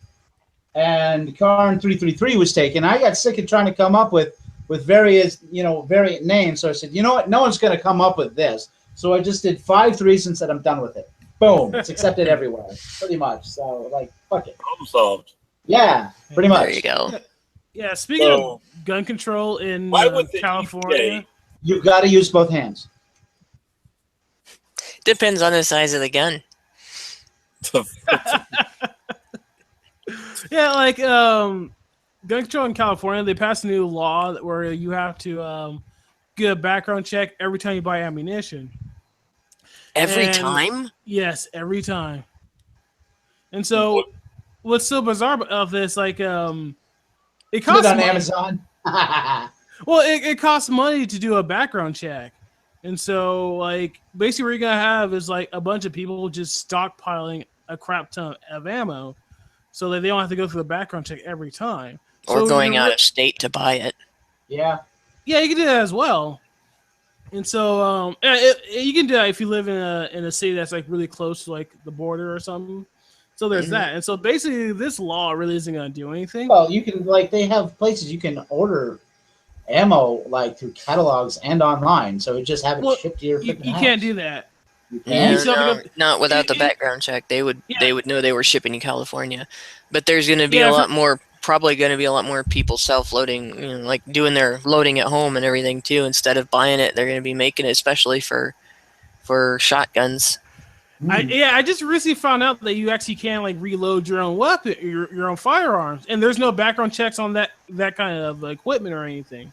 So basically, people this gun control law. Whenever people pass a law, certain gun control laws, is you're basically the kind of people they don't want to have guns, who are basically gun nuts and criminals, are basically the people who aren't going to be really affected by these gun control laws. Yeah, so that's the way it always is. Yep. Yeah. So it's the only person who is really going to affect is the kind of person who's kind of like, it's like somebody who's like a hobbyist, or maybe someone who's like, you know what, I'm kind of sort of worried about my safety, so maybe I'll buy a gun. But like, since they're going to have to jump through all these hoops, they're going to be like, you know what, it's not worth it. Those are the only people who are going to stop from actually like getting a gun. Yeah. And that's why I don't call it gun control. I refuse to call it gun control. It's not gun control. It's gun prohibition, and it's as effective as original alcohol prohibition was. It has achieved everything that alcohol prohibition achieved too. Yeah, and they basically are making a black market, because now, like, instead of going to a store, you're basically gonna have people just like buying from a friend. Yeah, buying from a friend. So you're gonna make a cartel. You're gonna make a black market where people are just going to start, selling the stuff illegally. I have a better analogy for you, Hannah. Gun control is as effective as chewing bubble gum to solve an algebraic problem. But it really is the same as prohibition. It's created a black market. Yeah. It hasn't stopped the flow of the thing that they're trying to get rid of. It has also created a market for alternatives to it that are not that are under the legal radar, and it has created a market for people to manufacture their own at home. Yeah. And cops and citizens are getting killed over it that would not be getting killed if this stuff was, not messed with by the government. I wonder if we can show the ratio of how many people are killed by guns in Ohio versus California and figure out like the difference in population. Well, nobody gets killed by guns. They get killed by bullets. That's not true. That's not true. Actually, you can bludgeon someone to death with a gun. Yes. Actually, the time that my store got robbed, a few minutes before I came into work, the assistant manager was there. He was running the register, and the guy came out of the bathroom with face paint on, and he came around to the side of the register and pistol whipped the assistant manager in the back of the head to get his attention. And it worked. He got his attention really well. Wow. Scared the crap out of him. I would have been, if it had been me at that register, they had to mop the floor afterward. Oh wow. That was a scary moment for him. And then he did the usual. He said, empty the register. Oh no, that's it. It does not piss you off when someone points a gun at you. It scares the shit out of you. And that's happened to me. No, I mean, it's happened to me too. I didn't like it. You didn't like it, but see, I'm not afraid of my own death. And you're suicidal as I am. It's not a problem. It's not the death that was the scary part. It was the whether or not it was going to hurt. Oh wow. Well, there's one way to solve that problem.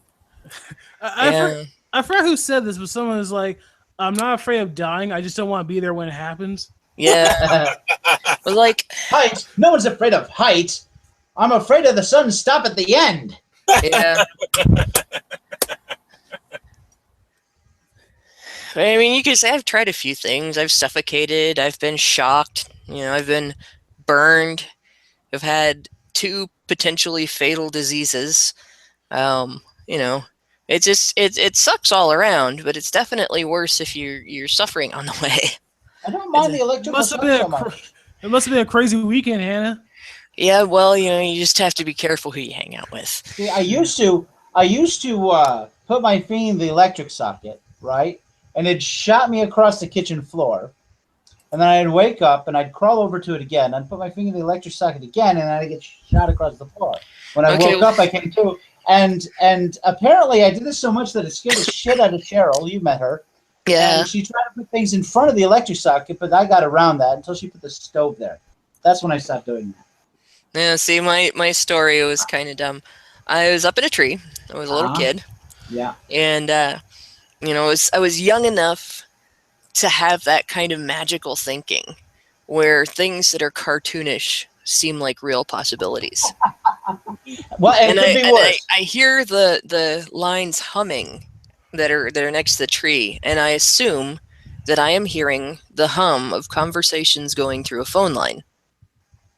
So I think to myself, what would happen if I shake the crap out of that phone line? Would it mix up everybody's conversations and they would get to the other end scrambled?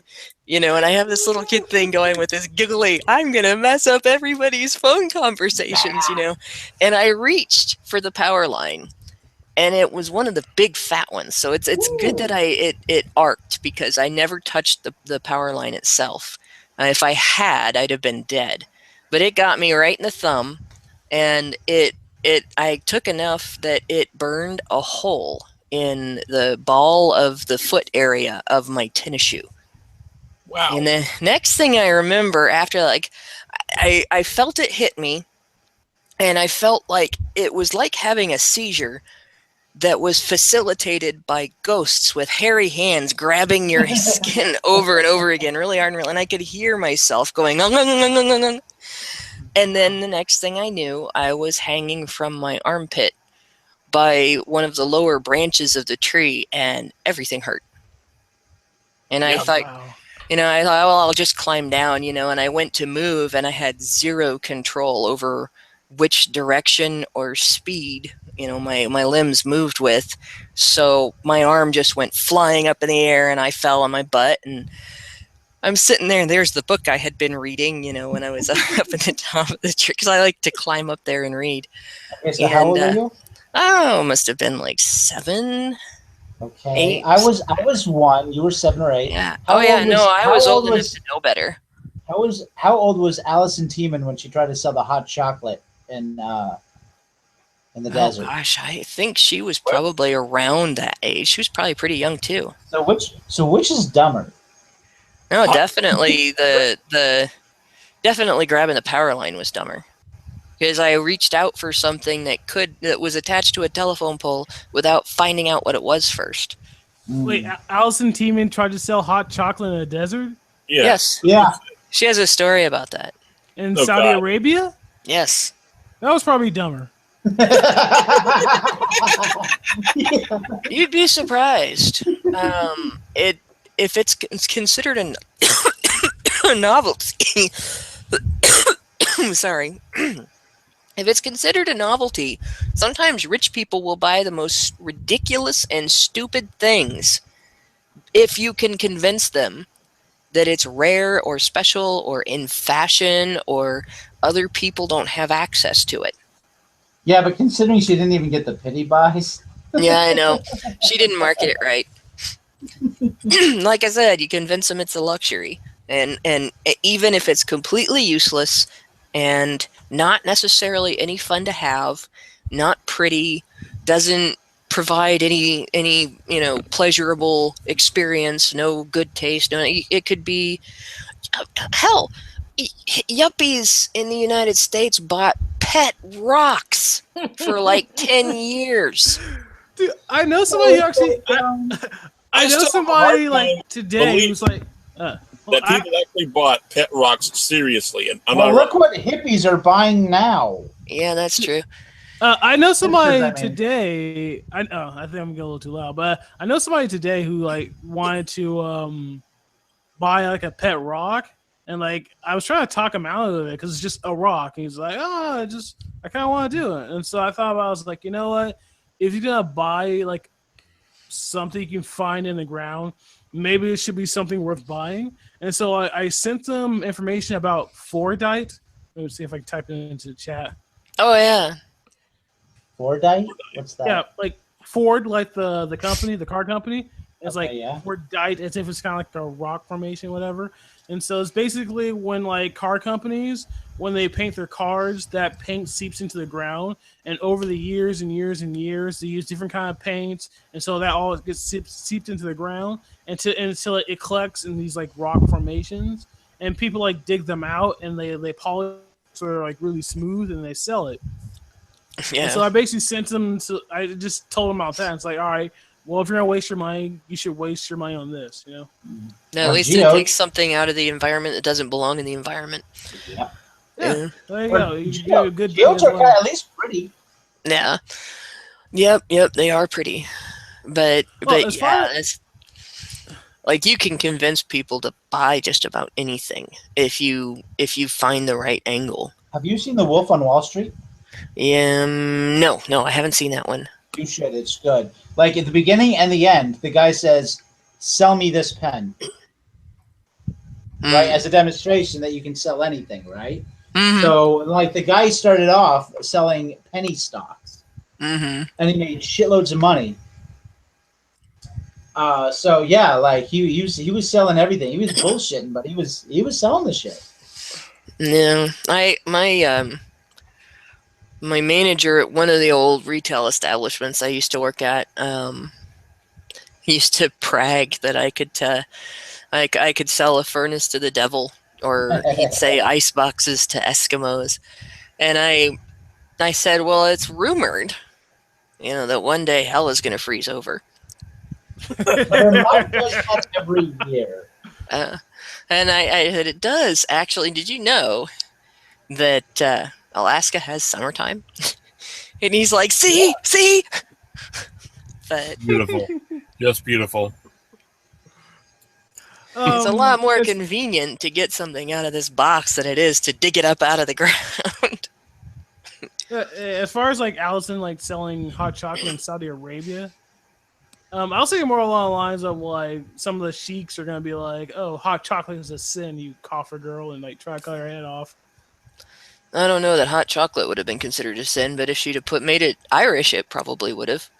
Irish hot chocolate. Here, I'm drinking. What the hell? So you have to understand, it can make anything Irish. Well, you know what's or Scottish. You know what? Haggis gravy will get you drunk real quick. Yes. Thank you, John Panette. Mixing alcohol with anything. That's right. This is Irish Jello. No, it's not a Jello shot. It's Irish Jello. It's cultural. You're not doing anything wrong. It's Irish Jello when you have one of those gigantic punch bowls full of the Jello that's Irish. There we go. There we go. It's cultural appropriation, damn it all. And then if you have Irish American Jello, there's a couple of girls in bikinis wrestling in it. Oh yeah, definitely. You gotta have yeah. And getting more drunk by the moment. But not in Ohio. Not in Ohio. Yeah, it's Ohio, Jello wrestling. No. In Ohio, it has to be cream corn. Yeah, well, that's true. There is that. Yeah, I don't know actually, though, that's better for your skin anyway. Yeah, I don't know if you guys noticed, but I actually got kicked out. My yeah, you were here. Firefox crashed, and then I came back. I wondered why there were two of you there for a minute. You left and came back. Yeah, I was worried everybody would have gotten kicked out. Nope, just the host, of course. Yeah, I've had that happen to me actually when Hannah was on my channel. Yeah, and I sat there and sort of like, no, what do I do? Hey, Kern, do you play instruments? One. Which was that? The one between my legs. What does it sound like? Fapping.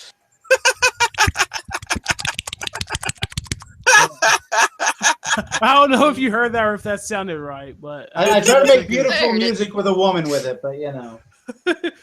Well, she has to blow in it though. It's a wind instrument. No, not necessarily. She doesn't have to blow into it. Have you ever heard of queefing? You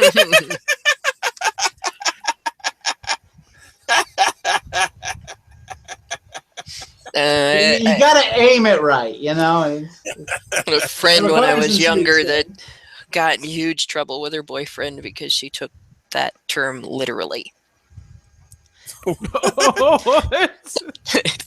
She ended up giving him the equivalent of a belly fart, except not on his belly. This isn't working.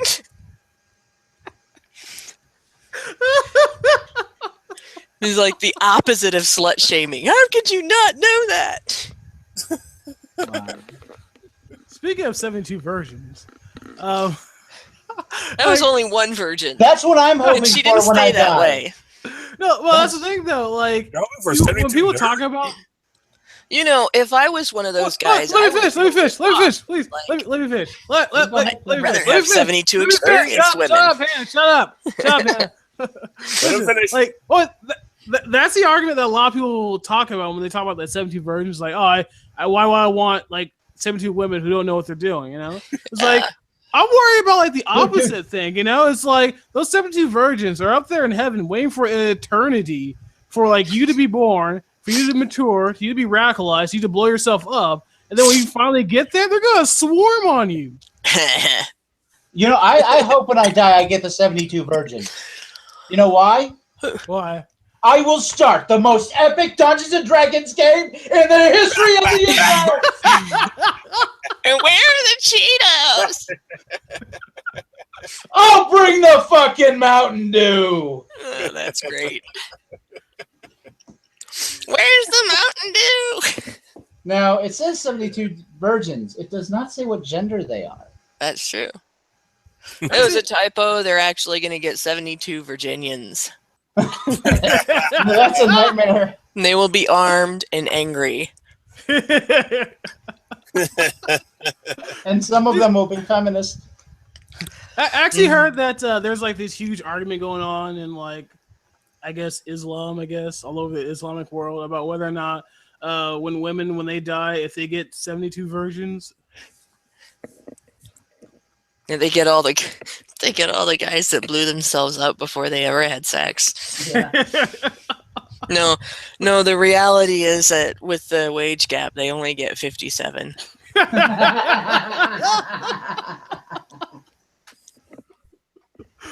Now, do the women get 72 virgins when they die too, or what? That was the question. Yeah, that's what they're trying to figure out. I'm sorry, I missed that.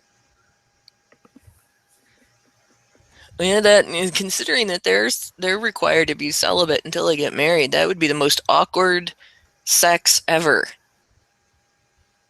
I don't know. I wasn't too bad with my first time, but then again, you know, I've seen things and then I read things, and you know, that kind of thing, you know. Research helps. Yeah, it does. The more you know.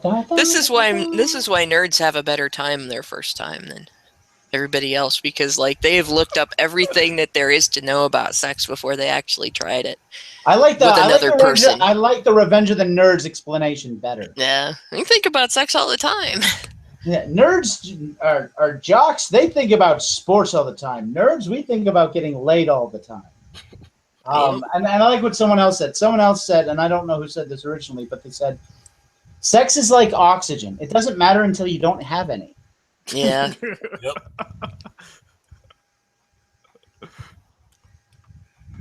But me though, in order for me to have sex with a woman, and she has to be a virgin.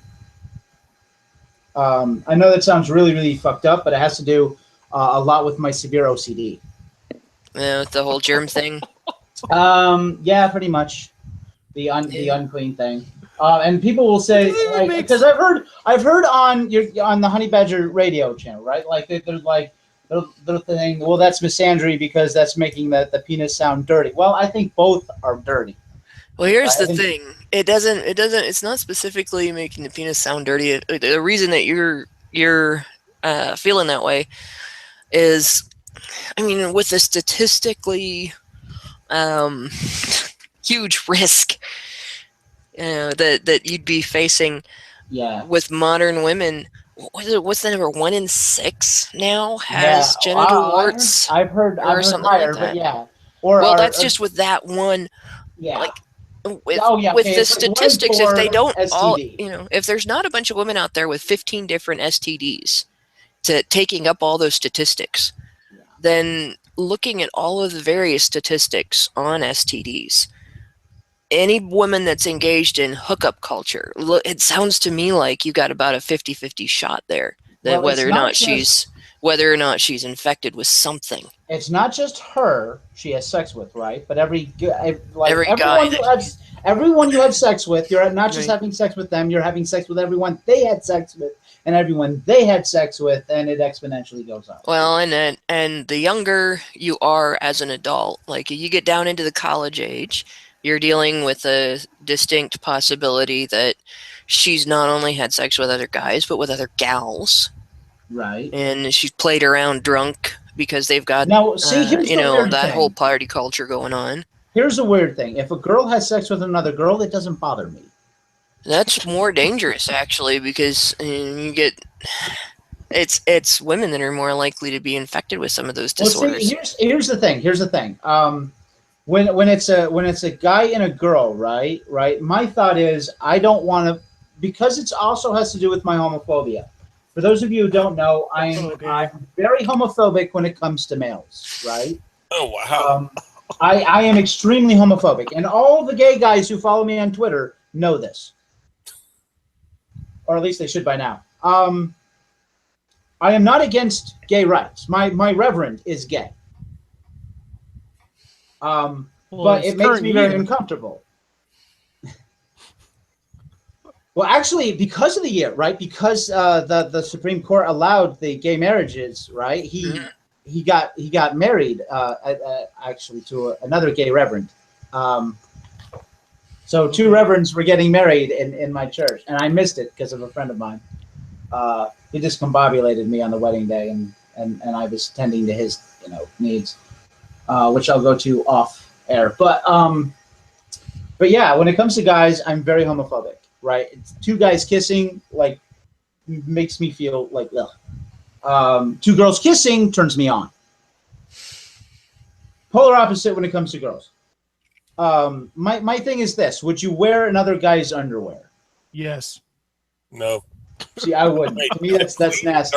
I wouldn't wear another person's underwear unless it had been washed. To be fair, I don't even wear my own underwear. I'll take the 5th. Are you going commando? Yeah, I never wear underwear. I'm not in charge of nothing. Yeah, Charge of nothing. Yeah, I don't know. I don't wear underwear either. I can't. It's not OCD compliant. Good.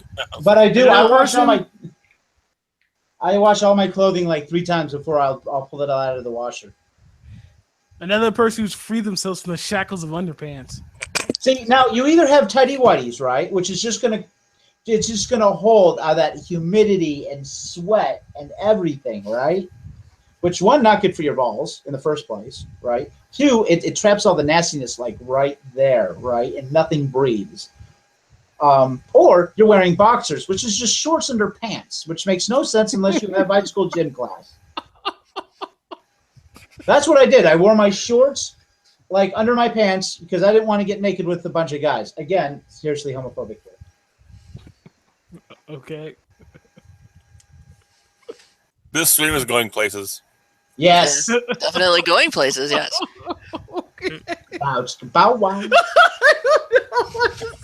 I think I have disclosed on Honey Badger Radio numerous times that my favorite porn is gay porn. So, Really? yes. You like, how does your husband feel about that?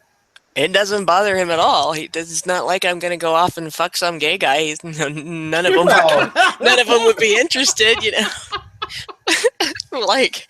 well, some of them might. You never know. No. But no, especially not when the choice is between me and a porn star. Come on. There are standards. Well, yeah, but you're famous. That changes things. No, I'm not. Don't say that I'm famous. That's not Like, infamous? No, I'm just a person with opinions that talks on the internet and stuff. That's good enough. No famous. And most people are just people with opinions. That's right. Period. And I'm an asshole.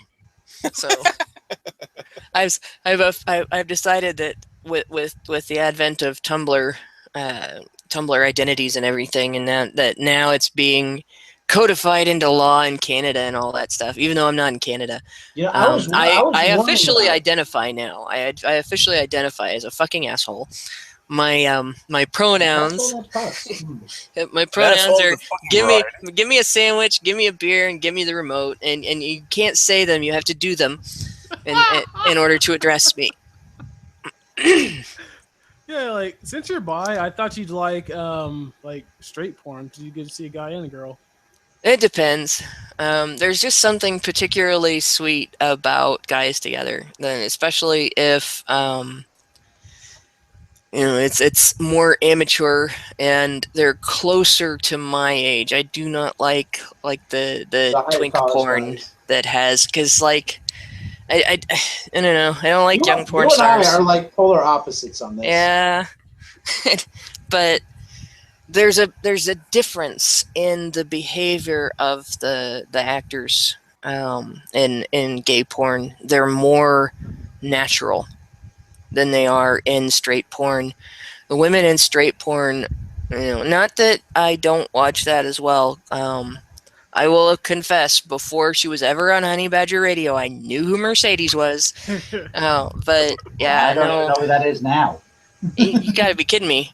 No, I haven't watched as many of the episodes as I'd like. Mercedes Carrera, she's a porn star, but she was also heavily involved in Gamergate. Okay. And she was on a few episodes of Honey Badger Radio, partially because she also is a woman in tech, in that she has a degree for, and I can't remember what she's, and I think she's an engineer. Yeah, some type of engineering. But she makes degree. more money in porn because she is smoking hot. Okay, who on Honey Badger Radio? Now, this was a while ago that I'm recalling from this show. But someone on Honey Badger Radio said they used to be a sex worker, right? And they used to be a feminist. That was Crystal. Crystal was she was a feminist. She was a sex worker, and like she was a stripper. And I do not think she does anything in the sex industry anymore. Okay. I'm not sure because I haven't had a chance to catch up with her in a while. I remember her stage name was like Vivia LaCour, which I thought was kind of funny because her real name, Crystal Garcia, is already like a sexy name. I know, it sounds like a stage name, doesn't it? Yeah. You guys ever see the movie Where the Heart Is? No. Nope. Oh, that's a really good movie with Natalie Portman, and it's okay, so it starts out that this girl really, really hates the number 5 because every time something bad happens, it's associated with the number 5.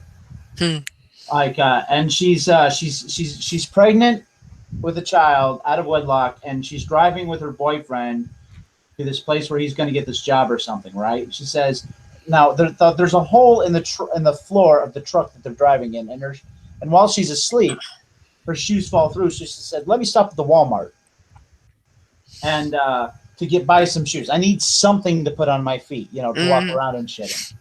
So he says, "Fine." He hands her some money, and she goes out there with like a 10, and she picks up the cheapest pair of shoes she can, which is basically just flip flops.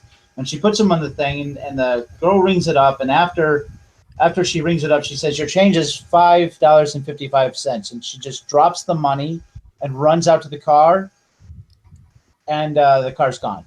He left her. So she actually has her baby in the Walmart, right? Yeah. And I was going somewhere with this, and now I forgot.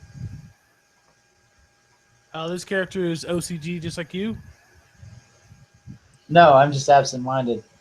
We're talking about something, and there's a reason. We were talking about porn. Car gone? How? Because he left. He just abandoned her. Wow. Because it's a movie, and I'm gonna remember why I brought that up later, and then I'll come back to it. It was a number 5. No, I remember the number 5, but that was just part of it.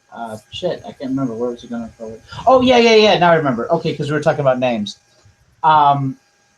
So, like, he walks into this this woman who's going to try and set up his career, right? I forget what they're called. Agents. He walks into this agent's room, right? And she goes, "What's your name?" And he tells her, and he goes, "I bet you didn't even have to make that up." And he's like a country singer. It was played by the agent was played by her brother's also an actor. Shit, he was in her brother was in Cusack. Yeah, Cusack. Thank you. Yeah. Joan Cusack. Joan Cusack. Yeah, and she did really well in that movie. And the funny thing is, Natalie Portman is an actual biologist. She has her bachelor's degree. But she probably made a lot more money acting. Probably, but she said, "I'd rather be smart than rich," and I thought that was pretty cool. Yeah. So she actually dropped out of acting to pursue an actual biology. She's actually published. She's actually submitted shit, which I thought was really, really cool. Neat. Yeah, she's a peer-reviewed scientist. And that's like the same thing with Mercedes, which actually, when I found that out, made her even sexier. Yeah, intelligence does that, doesn't it? The brain, and it's kind of we're running into that quite a bit. Anna Cherry has a bachelor's in neuroscience. And I met Anna Cherry. So I would definitely go ahead. Yeah, I met Anna Cherry at the San Francisco Red Pill screening. Yeah. She was there with I'm forgetting his name. She did the O show with this guy. Yeah. I'm pretty sure it's not Patrick. What's the guy's name? Patrick. Is Patrick? Yeah. Is that his name or not? No, I'm fucking with you. I don't know. Okay. And then I never can remember because I constantly hear her call him daddy instead. Oh, so they are involved. Okay. Yeah, if it's who I think you're talking about anyway. Did he talk really fast? I didn't talk to him. Well, I mean, I said, I talked to Anna Cherry first. I recognized her. Then I took a picture with her, and the picture, I wasn't planning on having taking a picture of her with our heads that close together because there's just such bad lighting everywhere that's the only place that actually had decent lighting. So we had to scrunch up together. And so after I took the putting picture, your heads together is a good picture though. A lot of times people don't lean in close together, and it ends up looking awkward instead of friendly. See, that's friendly. You know. Yeah, but anyway, after we took the picture, I walked up to him and said, "Oh, I'm sorry for ignoring you," because I basically went right up to Anna and didn't say a word to him. Yeah. Well, people recognize her more because, of course, they see pictures of her everywhere. Yeah. So. Yeah, she gave me one of her cards. And I think I threw it away.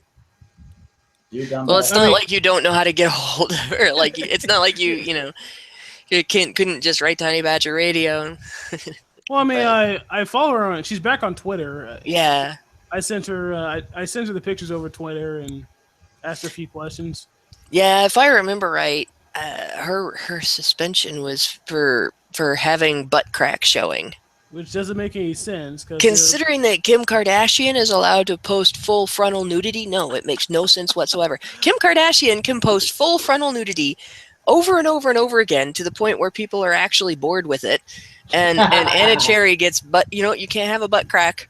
Nobody needs to know that you have that. It's funny you say that because that happened on the Philip DeFranco show. Yeah? Yeah, apparently, do you know who Steve Zaragoza is? No. Okay, so Philip DeFranco, he started something called SourceFed News, right? Yeah. And this was back when he still owned it, right? He had a few hosts. He had a few hosts on it, and some of them were I can't think of her name all of a sudden. The blonde-haired girl. She was on Maxim's 100 Girl List. She actually beat Steve. What's his name? Crap. The guy from The Daily Show. He beat him because I think it was no, not Jon Stewart. The other guy, Steve Colbert. Yeah, she beat Steve Colbert, which is pretty good because he actually did pretty good for being a guy on the Maxim's 100 Women List. But there was also Joe Beretta, right? And there's that Lee Newton was her name. Lee Newton. Mm-hmm. And the guy who's he's on Mental Floss now. Elliot. I can't remember his last name, right? And Steve Zaragoza. Well, Steve Zaragoza, he posted a picture of himself sitting on the can, right? Like he's actually sitting there shitting, and he took a selfie of himself. And he posted it on, I forget what social media he posted on, but they took it off saying that this was inappropriate. He goes, there are women on there who take much more, like, I'm just sitting on the can. You can't see anything. All you see is the side of my butt. Yeah, and there's women that post much more revealing stuff. Yeah. So it became like there was a hashtag on Twitter and other things that was free Steve Zaragoza. Right? That's funny. So I totally favorited that and everything else, and he got unlocked from the system. I forget which one it was, but it was really fucked up. It's funny because I follow Mercedes Carrera on Twitter as well, and she posts like clips of her movies where she's completely naked, she's having sex, she's doing all sorts of stuff. No. Apparently, Twitter doesn't go out there for that. No. And of course, she's probably maybe got a little more pull because she's got, you know. Oh. Yeah.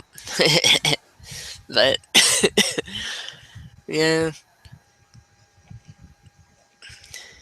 I don't know. She's probably got a fan base that's quite likely to contact advertisers and say, this woman is being picked on. And as soon as somebody starts saying this woman is being picked on and slut shamed, that ends that.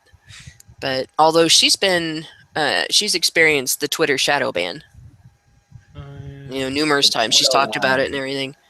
I'm surprised I haven't had a shadow ban. Well, you might not have been identified as alt-right. Is she identified as the alt-right? They decided that Gamergate was alt-right. They decided that the men's rights movement is apparently we're being accused of being alt-right because I was a Trump supporter. My shadow ban, I get this mental image of us all walking around Trump, holding him up by the armpits. We're Trump supporters. Well, you're not holding him up by the armpits, no. Well,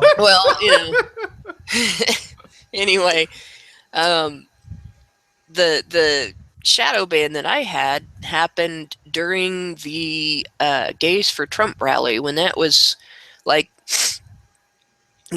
happening, they did this mass shadow ban of conservative accounts, several MRAs, a lot of people that were labeled alt-right or had actually put alt-right in their description, which like the description alt-right is kind of an inaccurate description for everything. There is no such thing as the alt-right. It's like saying the church. Wasn't the alt-right like Nazism? Well, that's just the it. far right you go, right, you hit Nazism. You go the far left, you hit communism. Well, that would be ultimate right, not alternative right. Oh, okay. All right. So I guess it's it depends on what ALT, you mean by- not ULT. Well, even if it is ALT, right? I wouldn't necessarily think that would be ultimate. I would think I would just think it was like, okay. So you see, like, there's been numerous alternatives to the right-wing politics in the United States, because the Conservative Party kind of, or the Republican Party kind of went in a different direction. Alt-right. Libertarianism is kind of an alt-right in itself. Yeah, and like what happened was you had the Democrats adopt social justice. And so the Republicans, instead of identifying the fact that America was becoming more fiscally conservative and socially liberal, they did the opposite, and they became more fiscally like the Democrats and more socially restrictive. And they totally lost touch with their grassroots, which is how Trump got elected. So the alt-right, to say the alt-right is kind of inaccurate, but there's an alt-right that is basically just the socially liberal, fiscally conservative right wing that the Republican Party stopped being. Well, quit saying alt-right, because you're making a song play in my head every time you do that. Sorry. And then there's the white nationalists that identify by that title. And then there's people who identify by that title that are not white nationalists. And then there's there's the Tea Partiers. Hold on. Is that like the guy who was supporting Trump that was talking about whites being supremacy race and stuff like that? You know who I'm talking about? Yeah, and Trump said, no, I don't have anything to do with that guy, and now all of his fans are mad. Yeah, that guy and his folks. And then there's also, like, the Tea Party was an alternative right wing, and that was more traditionalist. And everybody called the Tea Party racist, even though there were numerous minorities in the Tea Party, and they called them sexist, even though it was half women. I got this old guy who considered himself a Tea Party member. I actually got this guy to say that he teabags. That he's a teabagger. He's a teabagger. I got him to say that himself. That's funny. Because this guy was saying a lot of really stupid shit.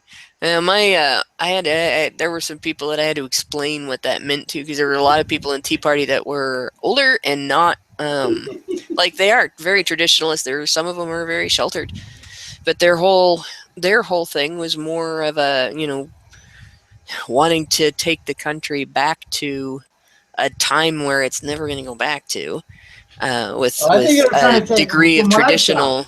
What I saw, they were trying to take the country back to something it never was. Well, yeah, with a degree of traditional values, what people think the 50s were, basically. What television portrays the 50s as having been. Yep. Leave it to Beaver! Yeah. No, actually, I think they were trying to take it back to the 1600s. That's what some of them were practically describing. Yeah, speaking of the 1950s, or what people think the 1950s was, I remember on Facebook, this one girl, she's like teenager or whatever, and she's black, and she posts a picture of this 1950s styles diner, and I think it was her or someone. It was basically a black girl sitting in this diner, and she's like, "Oh, I wish I was born in the 1950s or something." I'm like, she's like, "Really? I don't think it's gonna be like that for you." Oh, Jesus. Yeah, no, she wouldn't have any idea. Okay. No, nothing pre-1965. I'm gonna describe something to you guys, right? When I was talking before about my mom, right? what you guys don't know is that she's a Southern black crazy woman who grew up during desegregation in the South. Yeah. Wow. So yeah, when I say she's crazy and she can raise hell just with her words alone, just being what she thinks is mild, made an ex drill sergeant go out on the balcony and smoke 2 packs of cigarettes, like one right after the other. Yeah, definitely get her arrested here. This was just talking, right? So it's just like, oh crap. He's like, oh god, what have I got myself into? Yeah. And then he's with me. He was talking on the phone, right? And he was talking down to me, right? Like I was beneath him. When he called me back and say, "Can I talk to that woman I was talking to before?" He was stuttering, and I said, "You mean my mom?" Well, that woman I was talking to on the phone before. He goes, "I said, yeah, you mean my mom?" And I had because he knew what I looked like, and then once he heard what she sounded like, it was like, oh god, I'm in trouble. My mom would make the police feel that they're in trouble. Like, should we arrest ourselves now? Or... yeah, she's pretty badass. So you say you had 2 moms? I've had 4 moms. Oh. How? Well, I have my biological mother. Hannah met her. I have had a foster mother, a stepmother, and my real mother. Alright. And It's she's what it is. adopted. Every few years, he's reborn. It's not the rebirth that is the hard part. It's the crawling back in. Well, actually, the best 50s era scene that I've ever seen was on Family Guy, where they have that 1950s diner. Yeah. Right, and Cleveland walks in and they take a fire hose to him. And he gets washed out the door and he goes, "This brings back memories." Yeah. Yeah, the minute you get nostalgic, you start thinking about how it was for everybody. College Humor just did well, they didn't just do it. I guess they did it like a year ago or so. They did a nostalgic thing where they put up like, I wish I was born in the 90s, and he's like, oh, when heroin was killing everybody. What, you mean it's not now? And like, I wish I was born in the 1950s. You mean where there was rampant racism and this and that, and we were just getting out of the Korean War? Like, no, the good 1950s. And then someone says, I wish I was born in the medieval times. Oh, you mean when the plague was going around and this and that? Because they only, they think King Arthur and everything's clean. No, man, they had things in the front of the armor so that they could pee and shit, because to get out of it would take like an hour. Yep. Hey, if you had to go back to like the Middle Ages, like what item would you bring back with you? Like modern day item would you bring back with me? Back with me. Obviously the crown jewels. No. I don't mean like you are being sent into the past. What modern item would you bring with modern antibacterial soap? Have you not been listening to me, man? Actually, I think all soap back then was antibacterial because they made it with lye. They made it with the stomach, like pig stomach acid and shit. Yeah, but, it was harsh. I don't know if that the problem was they didn't use it more than once a week. I'd bring back some serious bottles of triclosan. Yeah. Triclosan's not just antibacterial; it's also antiviral and antifungal. It's a phenol. I don't think I would survive in that time period. First time I had an asthma attack, there wouldn't be anything that could be done about it. Well, there wouldn't be any pollution either, so it'd make it a little. No, but I'm allergic to mold and pollen. Okay, the mold will get you in the medieval times. Hay. The hay. You want hay oleander. And everything. Just write everything. Grass. Like twice. I'm allergic to grass twice. I have a skin allergy to grass, and I have a nasal allergy to grass, and they're not the same allergy to the same part of the grass. Kiss my shiny metal grass. Yes. It might be easier just to name the things you're not allergic to. Yeah. Stainless steel. MRAs. That's about it. My It's husband. porn. She's not allergic to gay porn. Yeah, not allergic to porn. Well, feminist porn she might be allergic to. That's not real porn. It's an oxymoron. Feminism isn't real. Yeah. No, feminism is a social construct. It's not even that. It's an unfinished one too. Hey, hold on. I'm gonna like close this out in a little bit. Does anybody have any questions for me specifically that they'd like to ask before I close it out? Does your chewing gum lose its flavor on the bedpost overnight? Is that a reference to something? Yeah, there's a song. Oh. It's old. Every time you kept saying alt right, I kept thinking all right now, baby. It's all right now.